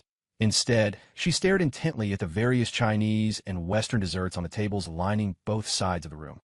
Strawberry cake, sweetheart pastry, and vanilla ice cream. I want them all. Like someone discovering treasure, she lingered around the tables, the food on her plate piling up like a small mountain. Cough, cough, Nat, let's watch the image. You're the station's star anchor. Will Grant reminded her kindly from the side. Natalie snapped back to reality, reluctantly stopping her hand. She laughed at herself. Hey, I usually can't bring myself to buy these things. Now that it's rare free food, I got a little dizzy. All right, I know, I'll just eat this little bit. Hey, Nat, don't get busy eating yet. The ceremony is about to start. We're standing out like this. It feels like we're just here to mooch food. Don't let the other colleagues look down on us. Will whispered. Natalie turned to look to the left at a group of people carrying various camera equipment, reporters from various newspapers and media outlets. To the right was a large crowd of guests, including many business owners. As the music started, everyone gathered toward the stage. Okay, let's go over. We're done with work anyway. We could just stand in the back. You grab some supplementary footage. I'll eat a little back there. Natalie laughed. Will twitched the corner of his mouth, thinking to himself, I really shouldn't have let her see the desserts. The two followed the crowd toward the stage and saw Ethan and Grace holding hands, walking to the front. Reporters whipped out their cameras and camcorders, flashes blinking incessantly. In this moment, Ethan and Grace became the focus of the entire venue. Handsome man, beautiful woman. Truly a match made in heaven, Natalie sighed, taking a bite of cake. TSK. President Ford is winning at life. Will pressed the shutter, snapping several photos in succession. On stage, Ethan bowed to everyone to show his appreciation and said in a clear voice, Welcome everyone to the West Ford Group opening ceremony. I am deeply honored, and I would like to express my gratitude to you all first. Clap, clap, clap. The scene responded with warm applause. Grace looked at the 300 or 400 people in the room, nervously gripping Ethan's hand, her whole body stiff. It was her first time facing such an occasion. Being nervous was inevitable. Ethan gently squeezed her hand, signaling her not to be nervous, that he was there. As the applause died down, Ethan smiled. Here, I want to share a little story with everyone. The name, West Ford Group. Well, Ford is obviously me. And the West? It represents the direction we look toward, the future. But privately, it stands for the horizon where Grace and I began this journey. It also carries the expectations we both have for this enterprise. Call it a little bit of romance I have for her. Hearing this, Grace's cheeks flushed. She was thin-skinned and wasn't quite used to spreading PDA in front of so many people. The crowd, on the other hand, loved the drama and started cheering. When are you getting married? President Ford will definitely come to celebrate, right? Talented man and beautiful woman, a perfect match. Oh ho, President Ford, get us a boss lady soon. Facing the urging of hundreds of people who seemed ready to drag the marriage bureau over right then and there, Grace turned as red as an apple. Her eyes darted around, looking at the ceiling, pretending she couldn't hear anything. Ethan raised his hand to calm them down, smiling. All right. If we hold a wedding banquet, we will definitely invite everyone. I am very happy today that West Ford Group is officially open. To celebrate the group's opening, There's another unveiling ceremony today. With that, Ethan turned to look at Henry Payne and signaled him. Henry nodded, and the lights in the venue dimmed. Grace finally let out a heavy sigh of relief. Without everyone staring at her, she wasn't as nervous. She quickly whispered to Ethan, "I'm Master Ford. I'm never standing on stage with you again. I'm slipping away first." Before she finished speaking, Grace lifted her dress and walked quickly off the stage as if escaping. Ethan shook his head and smiled. That girl still so shy. At this moment, Henry led 4 employees, pushing a cart covered with a red cloth onto the stage. The projection screen behind them lit up. Everyone stared curiously at the object, wondering what was under the red cloth. Natalie and Will squeezed into the crowd, also staring with great curiosity, wanting to know what was hidden on the cart. Ethan and Henry walked to opposite sides of the cart. Ethan announced loudly to everyone, "Today, I solemnly introduce to you another fifth product of West Ford Group, West Ford Cyber Cafes." He and Henry pulled off the red curtain together. The words West Ford Gaming in deep blue appeared before everyone's eyes. Immediately after, the projection screen behind them lit up, showing exquisite photos of West Ford Cyber Cafes. The main color tone was gray and black, paired with leather sofa chairs. The decor was fashionable and trendy, with excellent atmosphere design. In the photos, there were rows of neatly arranged desktop towers. A random photo showed dozens, even hundreds of computers, a truly spectacular scene. As the images appeared, the crowd erupted in an uproar. Neil Power's eyes went wide with shock. It was his first time seeing an internet cafe on such a scale. And not just one store, but 3. My goodness, my little brother Ethan really doesn't speak unless he's ready to stun the world. He had heard mention of an internet cafe project, but he didn't expect it to be this big. Natalie and Will were also shocked by the environment and scale of the internet cafe. "Oh my God, this has to be the largest chain internet cafe in the city, right?" Natalie exclaimed. Judging from the photos, the scale of each store was completely extraordinary. Click, click! Reporters frantically pressed their shutters, flashes blinking densely. Ethan listened to the exclamations from the stage, very satisfied. He wanted to use this opportunity to promote the internet cafes, debuting at the peak. Next, let me introduce to you the general manager of West Ford Gaming, a subsidiary of West Ford Group, Mr. Henry Payne. Ethan introduced to the crowd. Henry had a look of uncontrollable excitement on his face. He took a step forward, bowed to the crowd, and then stepped back. Facing so many guests and reporters, all of this felt like a dream to him. Who could have imagined that more than half a year ago, he was a young man scavenging through leftover garbage on a roadside to fill his stomach, his future bleak. Yet now he was the top man, the general manager of a group subsidiary. His fate, his life began to change the moment he met Ethan, completely changed. In his view, Ethan had essentially given him a second life. The gratitude was akin to being reborn. Therefore, he executed every task Ethan ordered unconditionally and perfectly. He put his heart into every job, never slacking off, working himself to the bone. From the formation of the West Ford Gaming Management Team, personnel recruitment, internet cafe operations management, to logistics support, he personally oversaw everything, down to the smallest detail. There was a legend of a workaholic circulating in West Ford Group, and it was about him. If tasks that had to be done today weren't finished, no matter how late, he would finish them before clocking out. If the staff underneath didn't do their jobs well, he would scold them severely, but he would also help them finish the work together. His strict management earned the trust and respect of his subordinates. Natalie observed Henry, whose face remained as calm as an ancient well on stage. She was secretly surprised. She saw a temperament in this young man that didn't exist in his peers, steady, introverted. If it were any other young man, holding such a position in his early 20s would surely make him overjoyed and high-spirited. Because this position was enough to look down on the younger generation, giving him the capital to be arrogant. But Henry didn't. On the contrary, he was very reserved, not showing even a hint of youthful brashness. "What kind of monsters are the young people around President Ford?" Natalie murmured. The Mr. Turner she met earlier, plus this Mr. Payne, were both young men of the same age, yet completely different from ordinary youth. Both were entrusted with heavy responsibilities by Ethan, becoming his right and left arms. But on second thought, Natalie realized the most monstrous one had to be President Ford himself. On stage, Ethan took 2 steps forward, then turned sideways and pointed to the large projection screen, smiling. "What you are seeing now are our 3 flagship internet cafes. Each store is equipped with 200 mid to high-end computers. Hearing that each internet cafe had 200 computers, the crowd instantly went into an uproar. Oh my God, that huge! How much money did that take to invest? Total investment has to be at least 5 or 6 million, right? Westford Group really has deep pockets. Neil Powers clicked his tongue in secret. Brother Ethan, you really play big. A single store with 200 computers was indeed the largest single store scale in Chicago, maybe even the state. But he didn't expect Ethan to throw out even more shocking news next. Ethan looked at the crowd and said with conviction, I officially announce Westford Gaming's new strategy.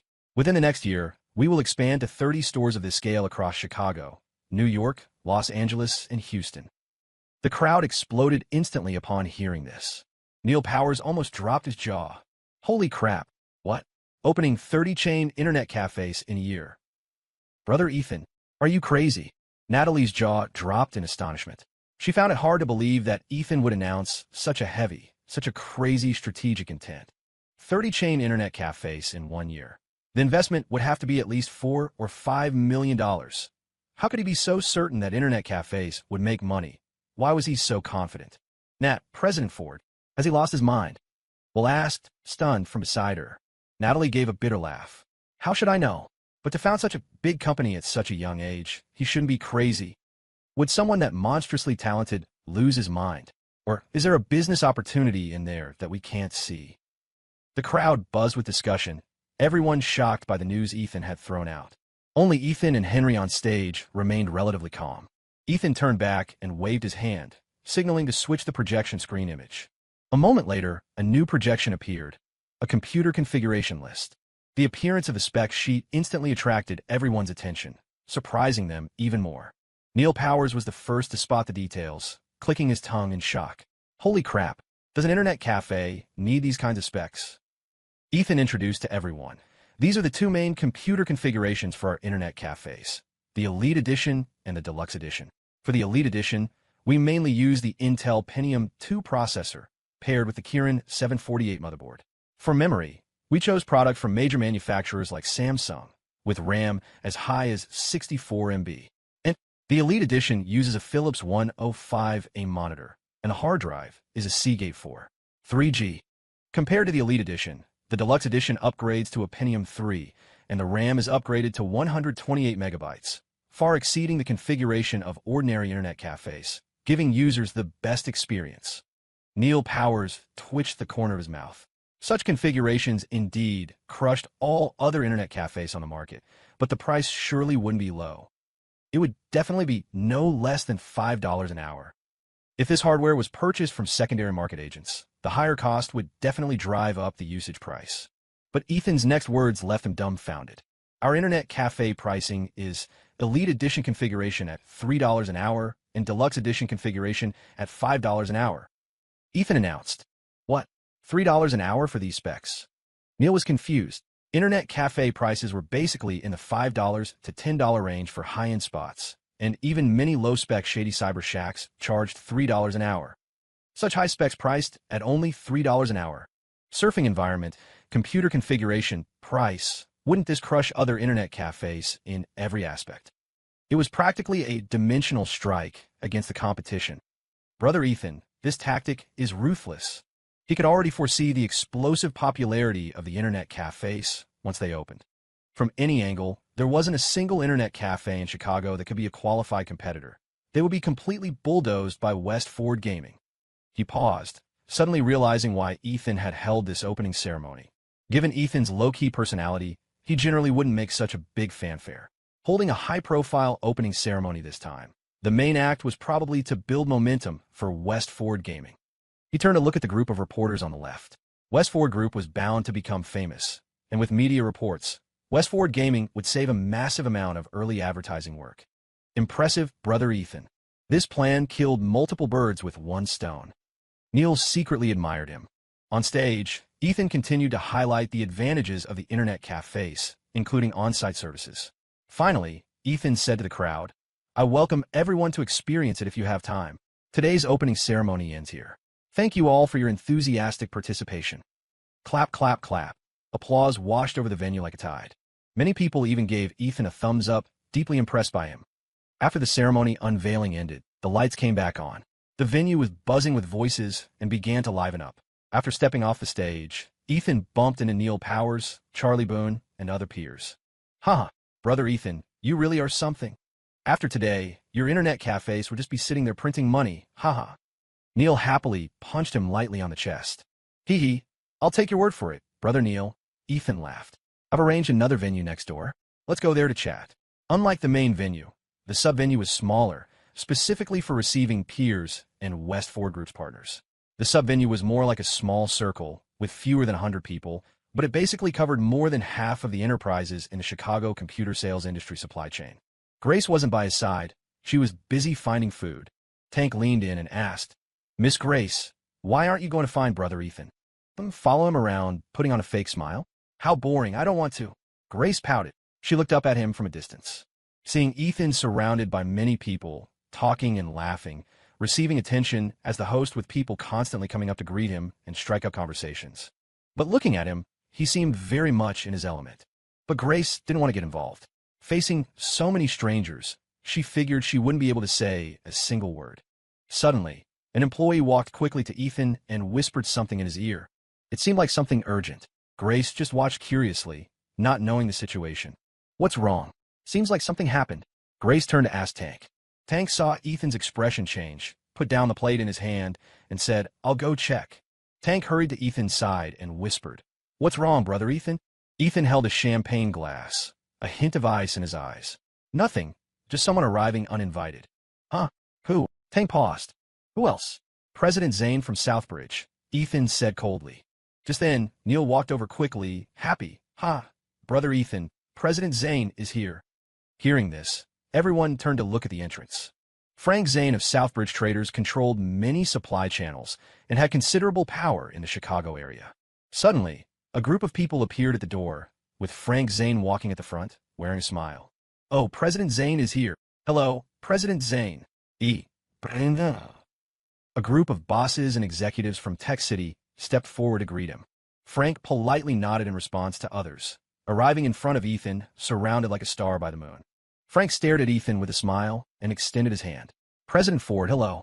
Congratulations. Ethan's face was calm.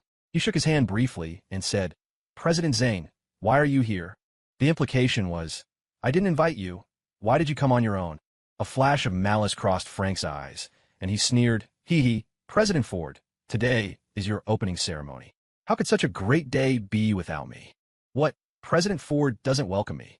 Frank Zane stared at Ethan, speaking in a joking tone. Huh, President Zane really knows how to joke. How could President Ford not welcome you? Charlie Boone picked up the conversation with a laugh.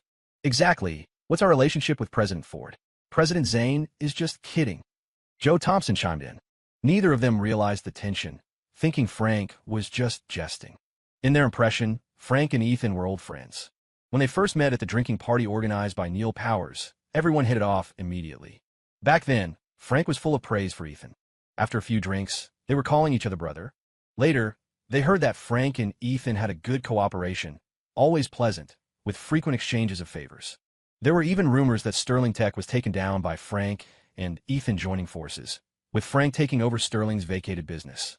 With such a solid relationship, how could there be a rift? So the two didn't think in that direction, just assuming Frank was joking. But Neil Powers on the side heard the hidden meaning in Frank's words. Combined with the fact that Ethan seemingly hadn't invited Frank to the opening ceremony, he was already speculating. Now it seemed that between Ethan and Frank, there was a strange atmosphere. Ethan's face was calm. President Zane, one doesn't visit a temple without a cause. You didn't just come to attend my company's opening ceremony, did you? Frank spread his hands and laughed. Correct, you guessed it. President Ford is indeed exceptionally smart. Come, bring up the opening gift I prepared for President Ford. Frank turned back and waved his hand. Two young men in suits carrying briefcases walked up and took out two documents. Frank took one of the documents and waved it, seemingly showing it specifically to the people around him. At first glance, it looked like a contract he was going to give to Ethan. Charlie Boone said enviously, Oh my, President Zane is here to deliver orders? This gift is too practical. Hey, if I knew earlier, I would have held an opening ceremony too, just to sponge off President Zane's benefits, ha. Charlie's words were humorous, drawing a burst of laughter from the surrounding crowd, making the atmosphere lively. Frank, however, let out a cold laugh, and handed the document to Ethan. President Ford, you must accept this grand gift. This is the notification of the termination of strategic cooperation between Southbridge Traders and West Ford Group. You must have wanted to see this, right? Starting today, Southbridge Traders and your West Ford Group completely draw a line. Before Frank's voice even fell, the smiles on everyone's faces froze. The originally lively atmosphere instantly dropped to freezing point, completely solidified. Charlie Boone's eyes widened in shock. He never expected Frank's gift to be a termination notice. Even less did he expect Frank to flip the table and tear up their relationship in front of everyone on the day of Ethan's opening ceremony. Everyone on the scene was stunned, silent as a grave. Neil Power's face changed drastically. Frank was here to cause trouble. Causing trouble on such an important day for Ethan. President Zane, what is this? Neil asked in shock. He didn't know the grudge between the two. Two people who had a good relationship before suddenly turn out like this. Frank said coldly, President Powers, you ask me? Why not ask President Ford first? Ask him, did he reach a cooperation agreement with Key Tech? Neil paused upon hearing this. Key Tech, that state distributor company? Could it be? Brother Ethan, this matter? Neil turned to look at Ethan. Charlie Boone, Joe Thompson, and others also looked at Ethan. They understood that if West Ford Group partnered with Key Tech, they would basically be Key Tech's distribution channel in Chicago. In that case, West Ford Group and Southbridge Traders would be in direct competition, no longer a cooperative relationship. Ethan chuckled lightly. Yeah, so what? My company is an independent entity, not anyone's subsidiary. Do I need anyone's permission to cooperate with other companies? Are you worthy, President Zane? Who do you think you are to hold the keys to my business? As soon as Ethan said this, the crowd went into an uproar. With this, the conflict between the two was completely laid bare. Ethan took the document, didn't even look at it, and handed it directly to Tank.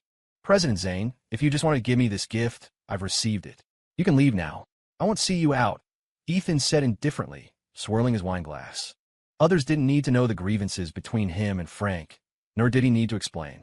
Frank had been eyeing his company for more than a day or two, using threats and inducements several times, and even showing ambition to enter the frontline sales market. So he had long expected this day. From the day Frank cut off the supply of parts, the two sides were no longer fellow travelers, but direct business competitors. Frank kept his hands in his pockets and sneered. President Ford, rushing to kick people out so eagerly? Their gazes met, seemingly sparking with electricity, tit for tat. The scene was dead silent. Everyone's eyes converged on the two men, expressions varying. Some were surprised, some excited, some sullen, and so on. Everyone seemed to have their own thoughts.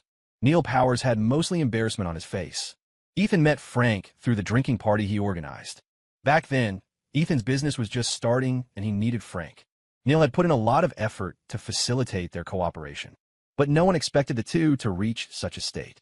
He muttered to himself that given Ethan's personality, he wasn't likely to offend people easily, especially someone like Frank who had helped him before. There must be hidden reasons, but now he couldn't ask Ethan. He couldn't stop this situation immediately, so he could only stand awkwardly aside, afraid to express any opinion. Charlie Boone and Joe Thompson looked at each other, exchanging a glance. Ethan took a sip of champagne and sneered. What? President Zane can't bear to leave. Planning to stay for dinner. Frank reached out and took the second document. This time, while handing it to Ethan, he suddenly let go, allowing the document to fall to the floor. Frank spread his hands and feigned innocence. Oops, hand slipped. President Ford, this is the second big gift I'm giving you. This is a lawyer's letter from Southbridge Traders to West Ford Group. President Ford, you can sue me, and I can sue you. By the way, let me add one point. President Ford, get ready to respond to the lawsuit. With that, he scanned the surroundings and said coldly, I announce that from today on, West Ford Group is a competitor of my Southbridge Traders and a defendant of my company. Southbridge Traders terminates all business dealings with West Ford Group. Everyone, West Ford Group is cooperating with Key Tech, taking the direct sales route. Whether you cooperate with West Ford Group or with my Southbridge Traders, weigh it carefully yourselves. Frank's words caused the faces of many people present to change drastically. Many channel distributors cast suspicious glances at Ethan. Tank's face was ugly. He knew Frank was deliberately provoking relationships. He wanted to speak up to refute, but Ethan raised a hand to stop him. Seeing that his goal was basically achieved, Frank smiled smugly and mocked. President Ford, oh President Ford, you are still too young. Why didn't you consider the consequences before acting? Hee hee. I see that not long after your opening ceremony, you should hold a closing banquet. The road is long. Let's see who lasts. After speaking, Frank turned and left. The scene was silent. Then, some people began to follow Frank out one after another. Before long, nearly half of the people had left. Charlie Boone and Joe Thompson turned to leave together. Before leaving, Charlie didn't forget to throw a cold mockery at Ethan. Hee hee, President Ford. You're on your own from now on. With more than half the people gone, the venue became somewhat deserted, and the atmosphere turned awkward. Running into such a thing at an opening ceremony wasn't a good omen. It was a slap in the face to West Ford Group. If it were anyone else, they would probably be fuming with rage, but Ethan was calm, showing no signs of anger. Tank, however, was furious. Brother Ethan, that guy Frank Zane definitely came specifically to cause trouble. Are we just going to let him drive a wedge between us and our peers like that? Why didn't you let me curse him out? Ethan took a sip of champagne and said calmly, would cursing him be useful? It would only make us look exasperated. Tank was somewhat unwilling. Charlie Boone and those guys are just fair-weather friends. Ethan sneered. What's the rush? Them leaving now means they'll definitely come begging us later. It's better that they left now. It lets us see some people's true colors. No need to get angry with them. Tank paused, not understanding Ethan's meaning. Ethan chuckled lightly. Tank, just wait and see. When our e-commerce platform is built, those people will come back licking our boots. Hearing this, Tank immediately understood Ethan's meaning, and his anger subsided instantly. Brother Ethan, I get it. Tank clenched his fist and nodded heavily. At this time, Neil Powers walked over and smiled bitterly. Brother Ethan, this whole thing. Sigh. How did you and President Zane end up so unhappy? Calling it unhappy was an understatement. They had already flipped the table. Ethan looked at him and said sincerely, Brother Neil, things have reached this point. Do you think there's any room for turning back? Neil remained silent. He knew clearly in his heart. Having reached this state, the two sides were incompatible, difficult to turn back. Ethan continued, Brother Neil, I know this matter makes things difficult for you, but sometimes reality is just this cruel. If I hadn't planned ahead, West Ford Group might not be named Ford, but Zane. Frank Zane coveting the frontline market is a new thing. Do you think I would agree to him threatening me with supply channels? Neil paused, realizing there was such a grudge involved. It seemed that in the face of absolute interest, there were no eternal friends. He then sighed, All right, Brother Ethan, about this matter, I'm probably powerless to help. Ethan knew he was stuck in the middle, unable to help either side. Brother Neil, it's okay. I understand. I will handle this matter myself. Ethan smiled. 3 days later, Southbridge Traders Company. President Zane, I've said hello to everyone I needed to. In the future, in Chicago, or even the state, probably few people will dare to give goods to Ethan Ford. Even if he can get goods, the price definitely won't beat ours. You can rest assured on that point. Charlie Boone laughed, raising his teacup for a sip. Frank smiled and said, That kid Ethan thought he could eat up the Chicago frontline market single-handedly. His ambition is big, his appetite isn't small, but in the end, he's still a bit young. Trying to eat a whole cake alone, it's easy to choke to death. Joe Thompson laughed loudly. Ha ha. Right, President Zane is right. Many of their interests were tied to Frank. They could supplement each other's goods sources and share distribution channels. Originally, if Ethan's West Ford Company only acted as a good part sales channel, he would be a good partner for all three of them. But now that Ethan was cooperating with Key Tech and planning to adopt a direct sales model, this would undoubtedly shake their interests. So these two men didn't hesitate to turn and support Frank, mobilizing relationships within the industry to restrict supply to West Ford Group. Relying solely on the product from Key Tech as agency would be too singular, lacking competitiveness in the market. There was only one goal, to kill West Ford Group. Frank took out cigarettes and distributed them to the two. How have you considered the matter of us jointly laying out channels, using the source advantages in our hands to swallow the Chicago parts market? We have the price advantage. West Ford Group's business in this area will undoubtedly die. Frank's plan was to unite several major suppliers to establish a joint venture subsidiary, building their own sales channels to enter the frontline market. With diverse sources and price advantages, they could completely eat up West Ford Group's share. I think it's very good. President Zane's proposal is excellent. I agree. Charlie Boone lit a cigarette and smiled. Joe Thompson nodded. I agree too. At least, West Ford Electronics shouldn't think about swallowing this cake alone. Hearing their agreement, Frank said happily, Haha, good. With us brothers working together, are we afraid of not making money? As long as we go all out, What does that kid Ethan have to fight us with? Charlie and Joe both nodded in strong agreement. Charlie suddenly asked, by the way, President Zane, how is your lawsuit with Ethan going? Frank flicked his cigarette ash, leaned back on the sofa, and smiled confidently. I'm quite confident about this. After all, I have my people among the referees. How can Ethan win against me? Court opened 2 days ago. Currently, it's still in the stage of submitting new evidence. My company's legal team has 6 people, all from top university law backgrounds, plus lawyers from Chicago's big firm, Trust and Faith Law Firm, jointly forming the legal team. And West Ford Group was arrogant enough to arrange only one person for legal affairs. That guy called Ross Lawton or something, truly laughable. How can one person fight my whole legal team? I estimate West Ford Group knows their chances of winning aren't great, so they just arranged someone to deal with it perfunctorily. How can I lose this lawsuit? Hearing this, Charlie was amused too. That kid Ethan is really arrogant. I originally thought he would spend heavily to hire some well-known law firms to fight the lawsuit. I didn't expect him to only send his own company's legal counsel. Indeed, laughable. Joe chimed in, that kid Ethan probably figures he can't win the lawsuit anyway. But if you ask me, Frank is the impressive one. The company supports so many legal staff and is willing to hire Trust and Faith. TSK, big spending. Frank blew a smoke ring and sneered. It doesn't matter how much compensation I get. Money is secondary. I just want West Ford Group to lose. Let the peers see that West Ford Group is nothing but a shell with no strength. Just then, the door opened and Lana Cole walked in. Expressionless, she walked straight to Frank and put down a resignation letter. President Zane, I've handed over my work. Can I go now? Lana said calmly. Frank's face looked a bit ugly. Resigning in front of 2 other bosses, wasn't this giving him no face? He stood up immediately and said coldly, come here for a moment. The 2 walked to the door of the lounge on the other side of the office. Lana, I know you have resentment in your heart, but I admire your work ability very much.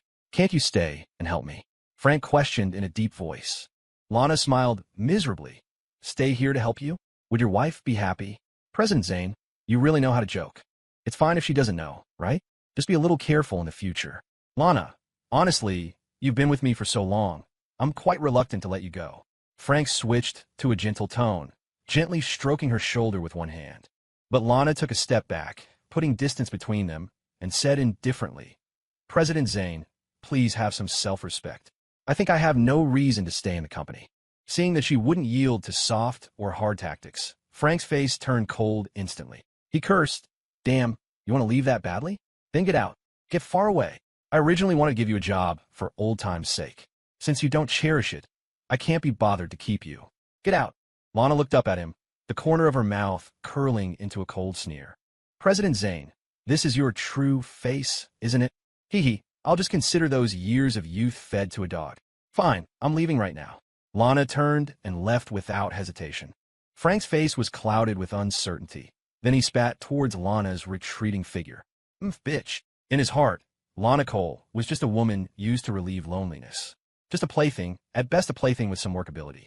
Lana left the office, closed the door, and as she walked, took out her phone and dialed a number. Hello, it's me. If it is Zane. President Ford, I understand. Frank returned to the reception lounge and plopped down on the sofa, looking visibly upset. Charlie Boone noticed and whispered, What's wrong, President Zane? No need to get angry over his secretary resigning. Just hire another one. You can find any kind you want. Frank stubbed out his cigarette, forced a smile back onto his face, and said, right, President Boone is right. Next time I'll hire an even prettier one. Suddenly, his phone rang. He picked it up and saw it was Larry Reed, the company's legal manager. My legal manager is calling. Should be some good news. Frank laughed happily and answered the phone. Hello, Larry, what's up? President Zane, big trouble. Noon, Chicago court. Frank arrived at a lounge inside the courthouse with a dark face in a frantic rush.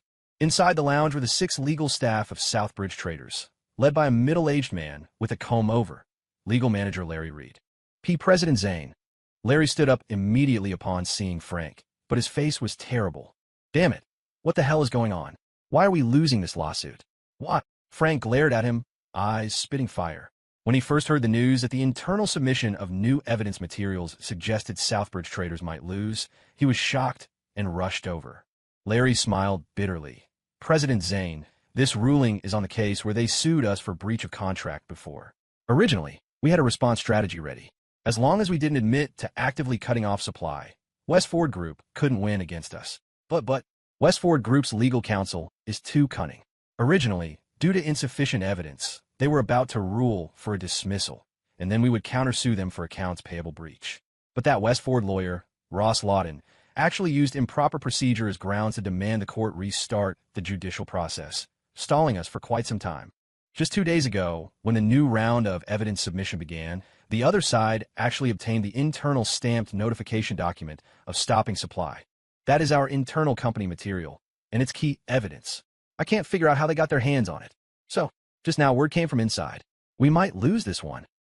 Frank's face changed drastically. Internal documents obtained by the opponent. There was a mole in the company. This thought surfaced in his mind instantly. Suddenly, a figure flashed through his mind. Lana Cole. Could it be her? Frank's pupils contracted violently, and his heart instantly went cold. Where are the people from Trust and Faith Law Firm?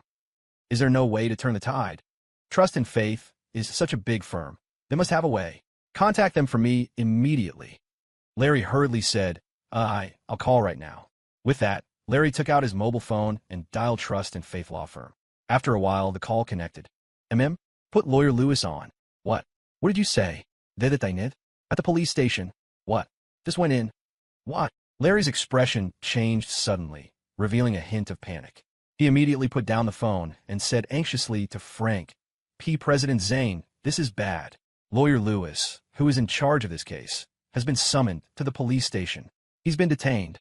Frank. What? Detained? Frank was stunned dumbfounded. A lawyer from Chicago's famous Trust and Faith Law Firm was actually detained. What kind of international joke was this? Damn, what the hell is going on? Frank grabbed him by the collar in a fury. Larry's face was pale. President Zane, calm down. Trust and Faith just said Lawyer Lewis was detained for witness tampering and obstruction of justice, and the other side refused mediation. He's already in for investigation. Who? Who did it? Frank shoved him away violently, asking repeatedly. It was West Ford Group's legal counsel, that guy called Ross Lawton. Larry swallowed hard with difficulty. Frank froze. His entire legal team was actually thrown into chaos by one person. Not only was the lawsuit lost, but even the lawyer was thrown into the slammer. Damn, useless. A bunch of useless trash. What use is it feeding you lot? Trash. He couldn't help but curse loudly. The group of company legal staff felt humiliated, hanging their heads, afraid to reply. Knock, knock, knock. Suddenly, there was a knock at the door. Who? Larry went to open the door. A group of police officers appeared at the door. The leading middle-aged officer took out a badge and said sternly, Hello, we are from the Economic Crime Investigation Division. We received a report that Southbridge Traders is suspected of tax evasion and the production and sale of counterfeit products. We have formally filed a case for investigation. We just received news that the person in charge of your company, Frank Zane, came here. Which one of you is Frank Zane? Frank felt like he'd been struck by lightning, standing frozen on the spot. What? Someone reported my company. Officer, this is malicious framing. A complete frame-up. Frank screamed hysterically. The middle-aged officer looked impassive and said coldly, You are Frank Zane? We have received a large amount of reporting materials. You'd better come back with us honestly to accept the investigation. Frank's legs went soft, and he collapsed to the ground, his eyes lifeless. Suddenly, that figure appeared in his mind again. Lana Cole. Aside from Lana and the company finance department, no one else knew about the tax evasion. It must be that bitch. If it really was her, the consequences were unimaginable. She knew too many things. Thinking of this, Frank's heart felt like it had fallen into an icy abyss. A wave of despair surged up. Now, he didn't need to guess to know that Lana must have hooked up with that kid Ethan. This was to destroy him. Damn it. No, you can't take me away. They're my company's legal counsel here. Larry, say something. Frank sat on the ground, yelling angrily at Larry, as if grasping at a straw. Larry didn't want to watch his boss get taken away just like that, so he blocked the officer and asked, Officer, if there is anything, you could talk to us. We are the company's legal counsel. Suddenly, what? Are you planning to obstruct official duties? According to the penal code, obstructing official duties can result in a fixed-term imprisonment of up to 3 years. A deep voice sounded from behind the officer.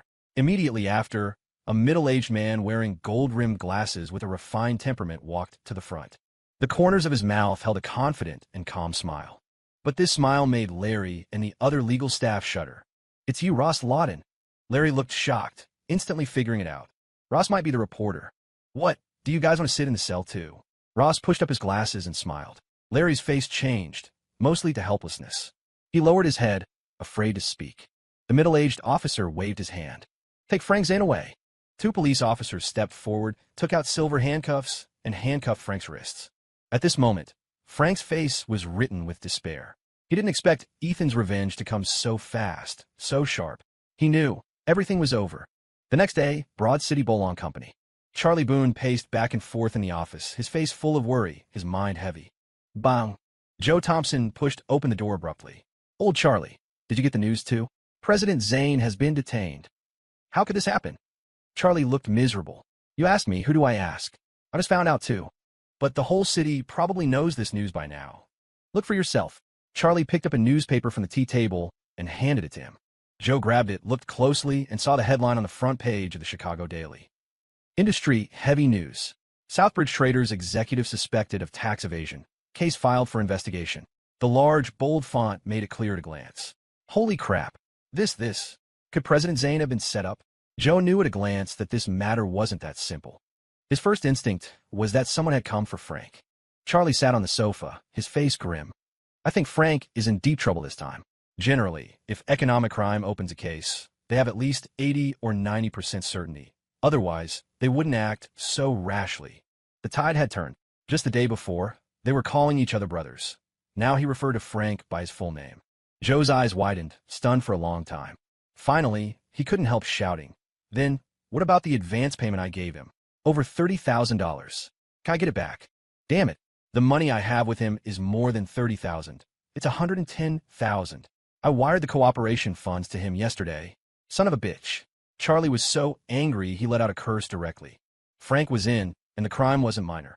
Tax evasion plus selling counterfeit goods. The fines alone could bankrupt him, and the huge amount meant he would definitely be squatting inside for a few years. But wouldn't their money with Frank be gone with the wind? This was unacceptable to them. Joe became distressed too, taking out a cigarette and handing him one. How could it be like this? Old Charlie, who on earth is targeting him? The methods are too ruthless. This is aiming for Frank's death. Charlie took the cigarette, narrowed his eyes, thought for a moment, and said in a deep voice, "Besides that kid, who else do you think it could be?" Joe paused, asking in astonishment, "Are you saying that kid Ethan Ford?" "Yes." Joe sucked in a breath of cold air. Thinking carefully, he really felt that this matter couldn't be separated from Ethan.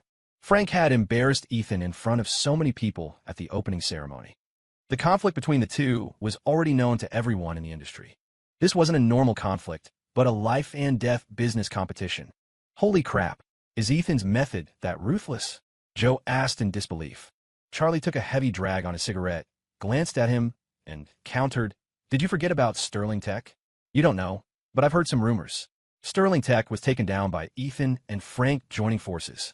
If that's really the case, I think that kid Ethan is probably even more terrifying than we expected. So young yet so ruthless. If Frank's Southbridge Traders goes bankrupt because of this, then the entire source channel in Chicago, maybe even the state, might be controlled by West Ford Group. It will all fall into his hands." Hearing this, Joe was dumbfounded with shock. Stunned for a long time, he quickly sat down and asked, Then what do we do? Do we have to cooperate with Ethan in the future?" Charlie also thought of this and felt a massive headache. Before, he had supported Frank under everyone's gaze. If he needed to cooperate with Ethan in the future, wouldn't that be very slapping to his own face? This was going to be difficult. It's too early to say these things. We have to find some connections to understand Frank's situation inside. If he can't get out, we have to get our money back. This is the most urgent thing right now. Charlie knocked on the table solemnly. All right. Get our own money back first. No, we also have to fight for breach of contract compensation. Even if there are fines, we are creditors of Southbridge Traders. Joe gritted his teeth. Makes sense. With creditor rights, we could divide the assets. I'll ask legal to prepare later, and we'll go together. Charlie nodded in approval. By the way, also, try to contact Ethan's side to repair the relationship. Send someone to give some gifts first.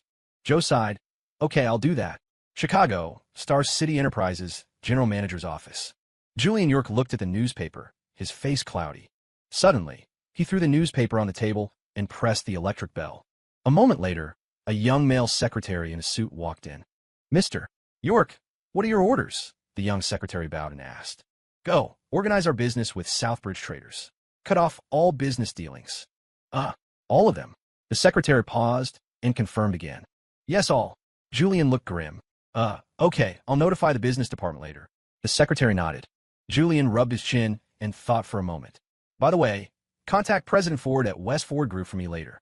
Say that I was busy with work during the last opening ceremony and couldn't go. Now you represent me to send a congratulatory message. I will call Ethan personally later. Also, prepare a gift suitable for an opening ceremony. Jade carvings, Buddha amulets, whatever works. Buy one and send it over. Julian felt uneasy and added, remember, get something high-end. Bring it to me to see after you buy it. Go buy it later. Okay, Mr. York, I'll go do it first. The secretary was stunned, not knowing why Julian cared so much about West Ford Group, but he didn't dare ask, only obeying orders. After the secretary left, Julian knocked on the table and muttered, Ethan's methods are ruthless enough. That noon, inside the president's office of West Ford Group, Ethan sat at the coffee table, leisurely drinking coffee, with today's newspaper placed on the table. Knock, knock, knock. The sound of knocking. Come in. Tank pushed open the door, his face full of smiles. Brother Ethan, old Ross is back. Ross Lawton walked into the office, came to Ethan, bowed slightly, and smiled. President, everything is done. Ethan stood up and laughed. Ross, come sit down and talk. With your professional level, how many years do you think Frank will get?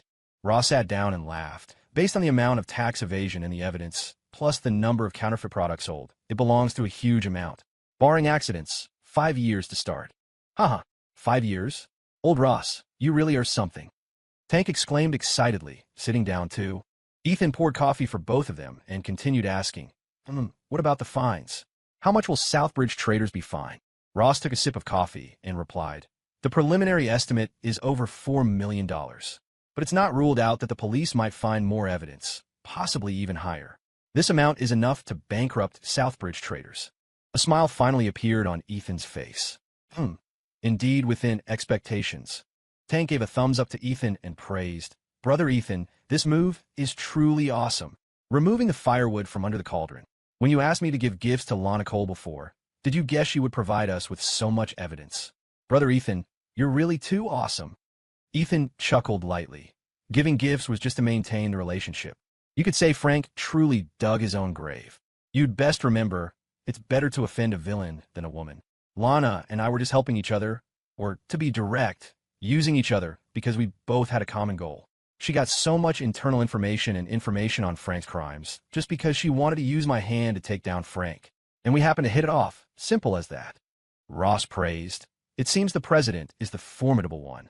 Otherwise, taking down Frank through normal legal channels would have been troublesome. By the way, President, they have people in court. Should I go take them out? Malfeasance, bribery, should be at least 3 years. Ethan, cough, old Ross about that. No need to move on him for now. Frank is our target.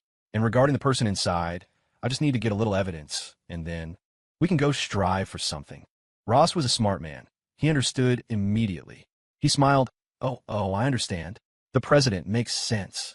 Seizing the opponent's handle and then co-opting them. Why couldn't they be used for oneself? He figured this out instantly. Ethan turned to Tank and instructed, Tank, remember to send some coffee beans to Chief Editor Sue of the Chicago Daily later, and say we'll definitely treat him to dinner another day to express our thanks. Tank laughed, nodding. Okay, no problem. I'll go later. Suddenly, Ross's mobile phone rang.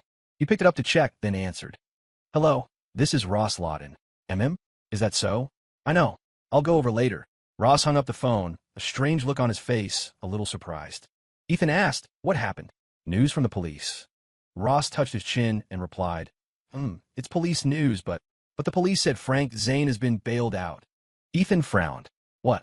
Bailed out? Evening, Pan Ocean Estates. A black Mercedes drove into the community and stopped in front of a luxurious townhouse. The door opened, and Frank Zane stepped out of the car. At this moment, his face was haggard, his eyes bloodshot. Having spent a night in a holding cell and facing high-intensity interrogation, his psychological defenses were nearing their limit. If he didn't get out, he would have completely collapsed. He wasn't afraid of going to jail, but he was afraid that once he went to jail, he would lose everything. President Zane, let's go. The boss is waiting for you upstairs. A middle-aged driver extended his hand and said indifferently, his tone devoid of any respect. Frank responded, dragging his exhausted body upstairs. As soon as he reached the door, he saw it was open, lights on inside. Walking in, he saw 7 or 8 burly men in suits standing in a room. On the living room sofa sat a white-haired old man. The old man wore a tang suit, leaning on a golden Namu cane, his face stern, his bearing imposing. Sitting next to the old man were Frank's wife and son. His wife, Wendy Zane, hugged their son tightly, staring coldly at him. "Dad, I'm back." Frank lowered his head, shuffling over. He didn't dare look his father-in-law in the eye, like a child who had made a mistake. Thump! The old man slammed his cane on the floor, the sound particularly piercing in the quiet room. This sound was also like a thunderclap hitting Frank's chest, making his legs instinctively tremble. "You still have the face to see me." The old man turned to stare at him, angry but dignified, exerting immense pressure. "Dad, I know I was wrong." Frank lowered his head, replying weakly, Walter Haynes, haven't begged anyone much in my life. Yesterday, for your sake, I personally went to the police station and sold this old face of mine. Frank Zane, you really have a future." Walter Haynes leaned on his cane and stood up, limping over to Frank. Dad, I'm sorry." Frank hurriedly apologized. Suddenly, smack, Walter raised his hand and slapped him fiercely. Frank staggered from the slap, his legs went soft, and he knelt on the ground, his cheeks swollen and red. "Idiot!" Walter raised his cane and lashed it fiercely onto Frank's body. This stick knocked Frank flat on the ground instantly. He grimaced in pain, but dared not cry out. Walter continued to whip him with the cane. After just a few hits, Frank finally couldn't stand the pain and rolled on the ground holding his head, wailing. The others in the room just watched helplessly. No one dared to come over to stop or persuade him. Everyone knew the old man was in a rage, and no one could stop him. Seeing his father beaten by his grandfather, the child was scared and started crying loudly. After a dozen lashes, Walter was tired too. Just as he paused to catch his breath to continue hitting, Wendy finally couldn't help but come up and hold his hand. "Dad, your grandson is watching." Wendy grabbed her father's hand and pleaded earnestly. Walter looked back at his grandson, crying fiercely, and his raised hand finally lowered slowly. "Frank, if it weren't for Wendy, I'd beat you to death. You've really grown capable, running a company right into the police station." Wendy brought a chair for the old man to sit down and soothed. "Dad, calm down. Don't ruin your health with anger." Frank climbed up from the ground, bruised and swollen, continuing to kneel. Gritting his teeth, he said, "Dad, I know I was wrong, but this time I was set up, and I'm sure it's Westford Group's Ethan Ford doing this to me. Dad, I'm wrongly accused." Walter pointed at his nose and cursed, "Bastard, you still have the face to claim you're wronged. Do you think the people in economic crime are vegetarians? If they weren't sure enough, would they bring you in for investigation? And you're still crying injustice to me? I think you're not wronged at all. I'll tell you clearly, this time I can only fight for bail pending trial for you. If the evidence from economic crime is conclusive, you honestly go in and squat for 2 or 3 years." Frank turned pale with fright upon hearing this. What? Squat for 2 or 3 years? He thought his father-in-law had used his power to settle this case for him. He didn't expect it was just bail, and he still had to go to prison. Thinking of that dark prison, Frank crawled to Walter's feet, hugged his legs, and begged, Dad, this time you must help me. I don't want to go to jail. I don't want the company to go bankrupt." Walter kicked him away and scolded, "Idiot, do you think I'm the judge? Can I sentence however I want? You're definitely sitting in this prison. However, for Wendy and my grandson, I can only try my best to fight for a reduced sentence for you. Maybe you won't need 3 years. Behave well inside, and you'll be out in a year or 2. Let this be a lesson for you." Frank was stunned. He asked urgently, Then what about my company? Dad, what about my company?" Walter glared at him. "You're going inside. Can you still manage that broken company of yours?" No. Dad, Southbridge Traders is my life's blood. My life's blood." Frank's eyes were red as he shouted hysterically. Southbridge Traders was the company he founded single-handedly. He had poured all his effort into it. He wasn't reconciled to letting the company collapse just like that. Not reconciled. Frank continued to beg, "Dad, it doesn't matter if I go to jail, but please save my company." "How can I save it? The fines are estimated to be at least $4 or $5 million. Do you still expect me to subsidize you? Subsidies millions." Walter stared at him angrily. "I tell you, it's impossible. Your company can't be saved." These words smashed onto Frank's heart like thunder. Southbridge Traders couldn't be saved?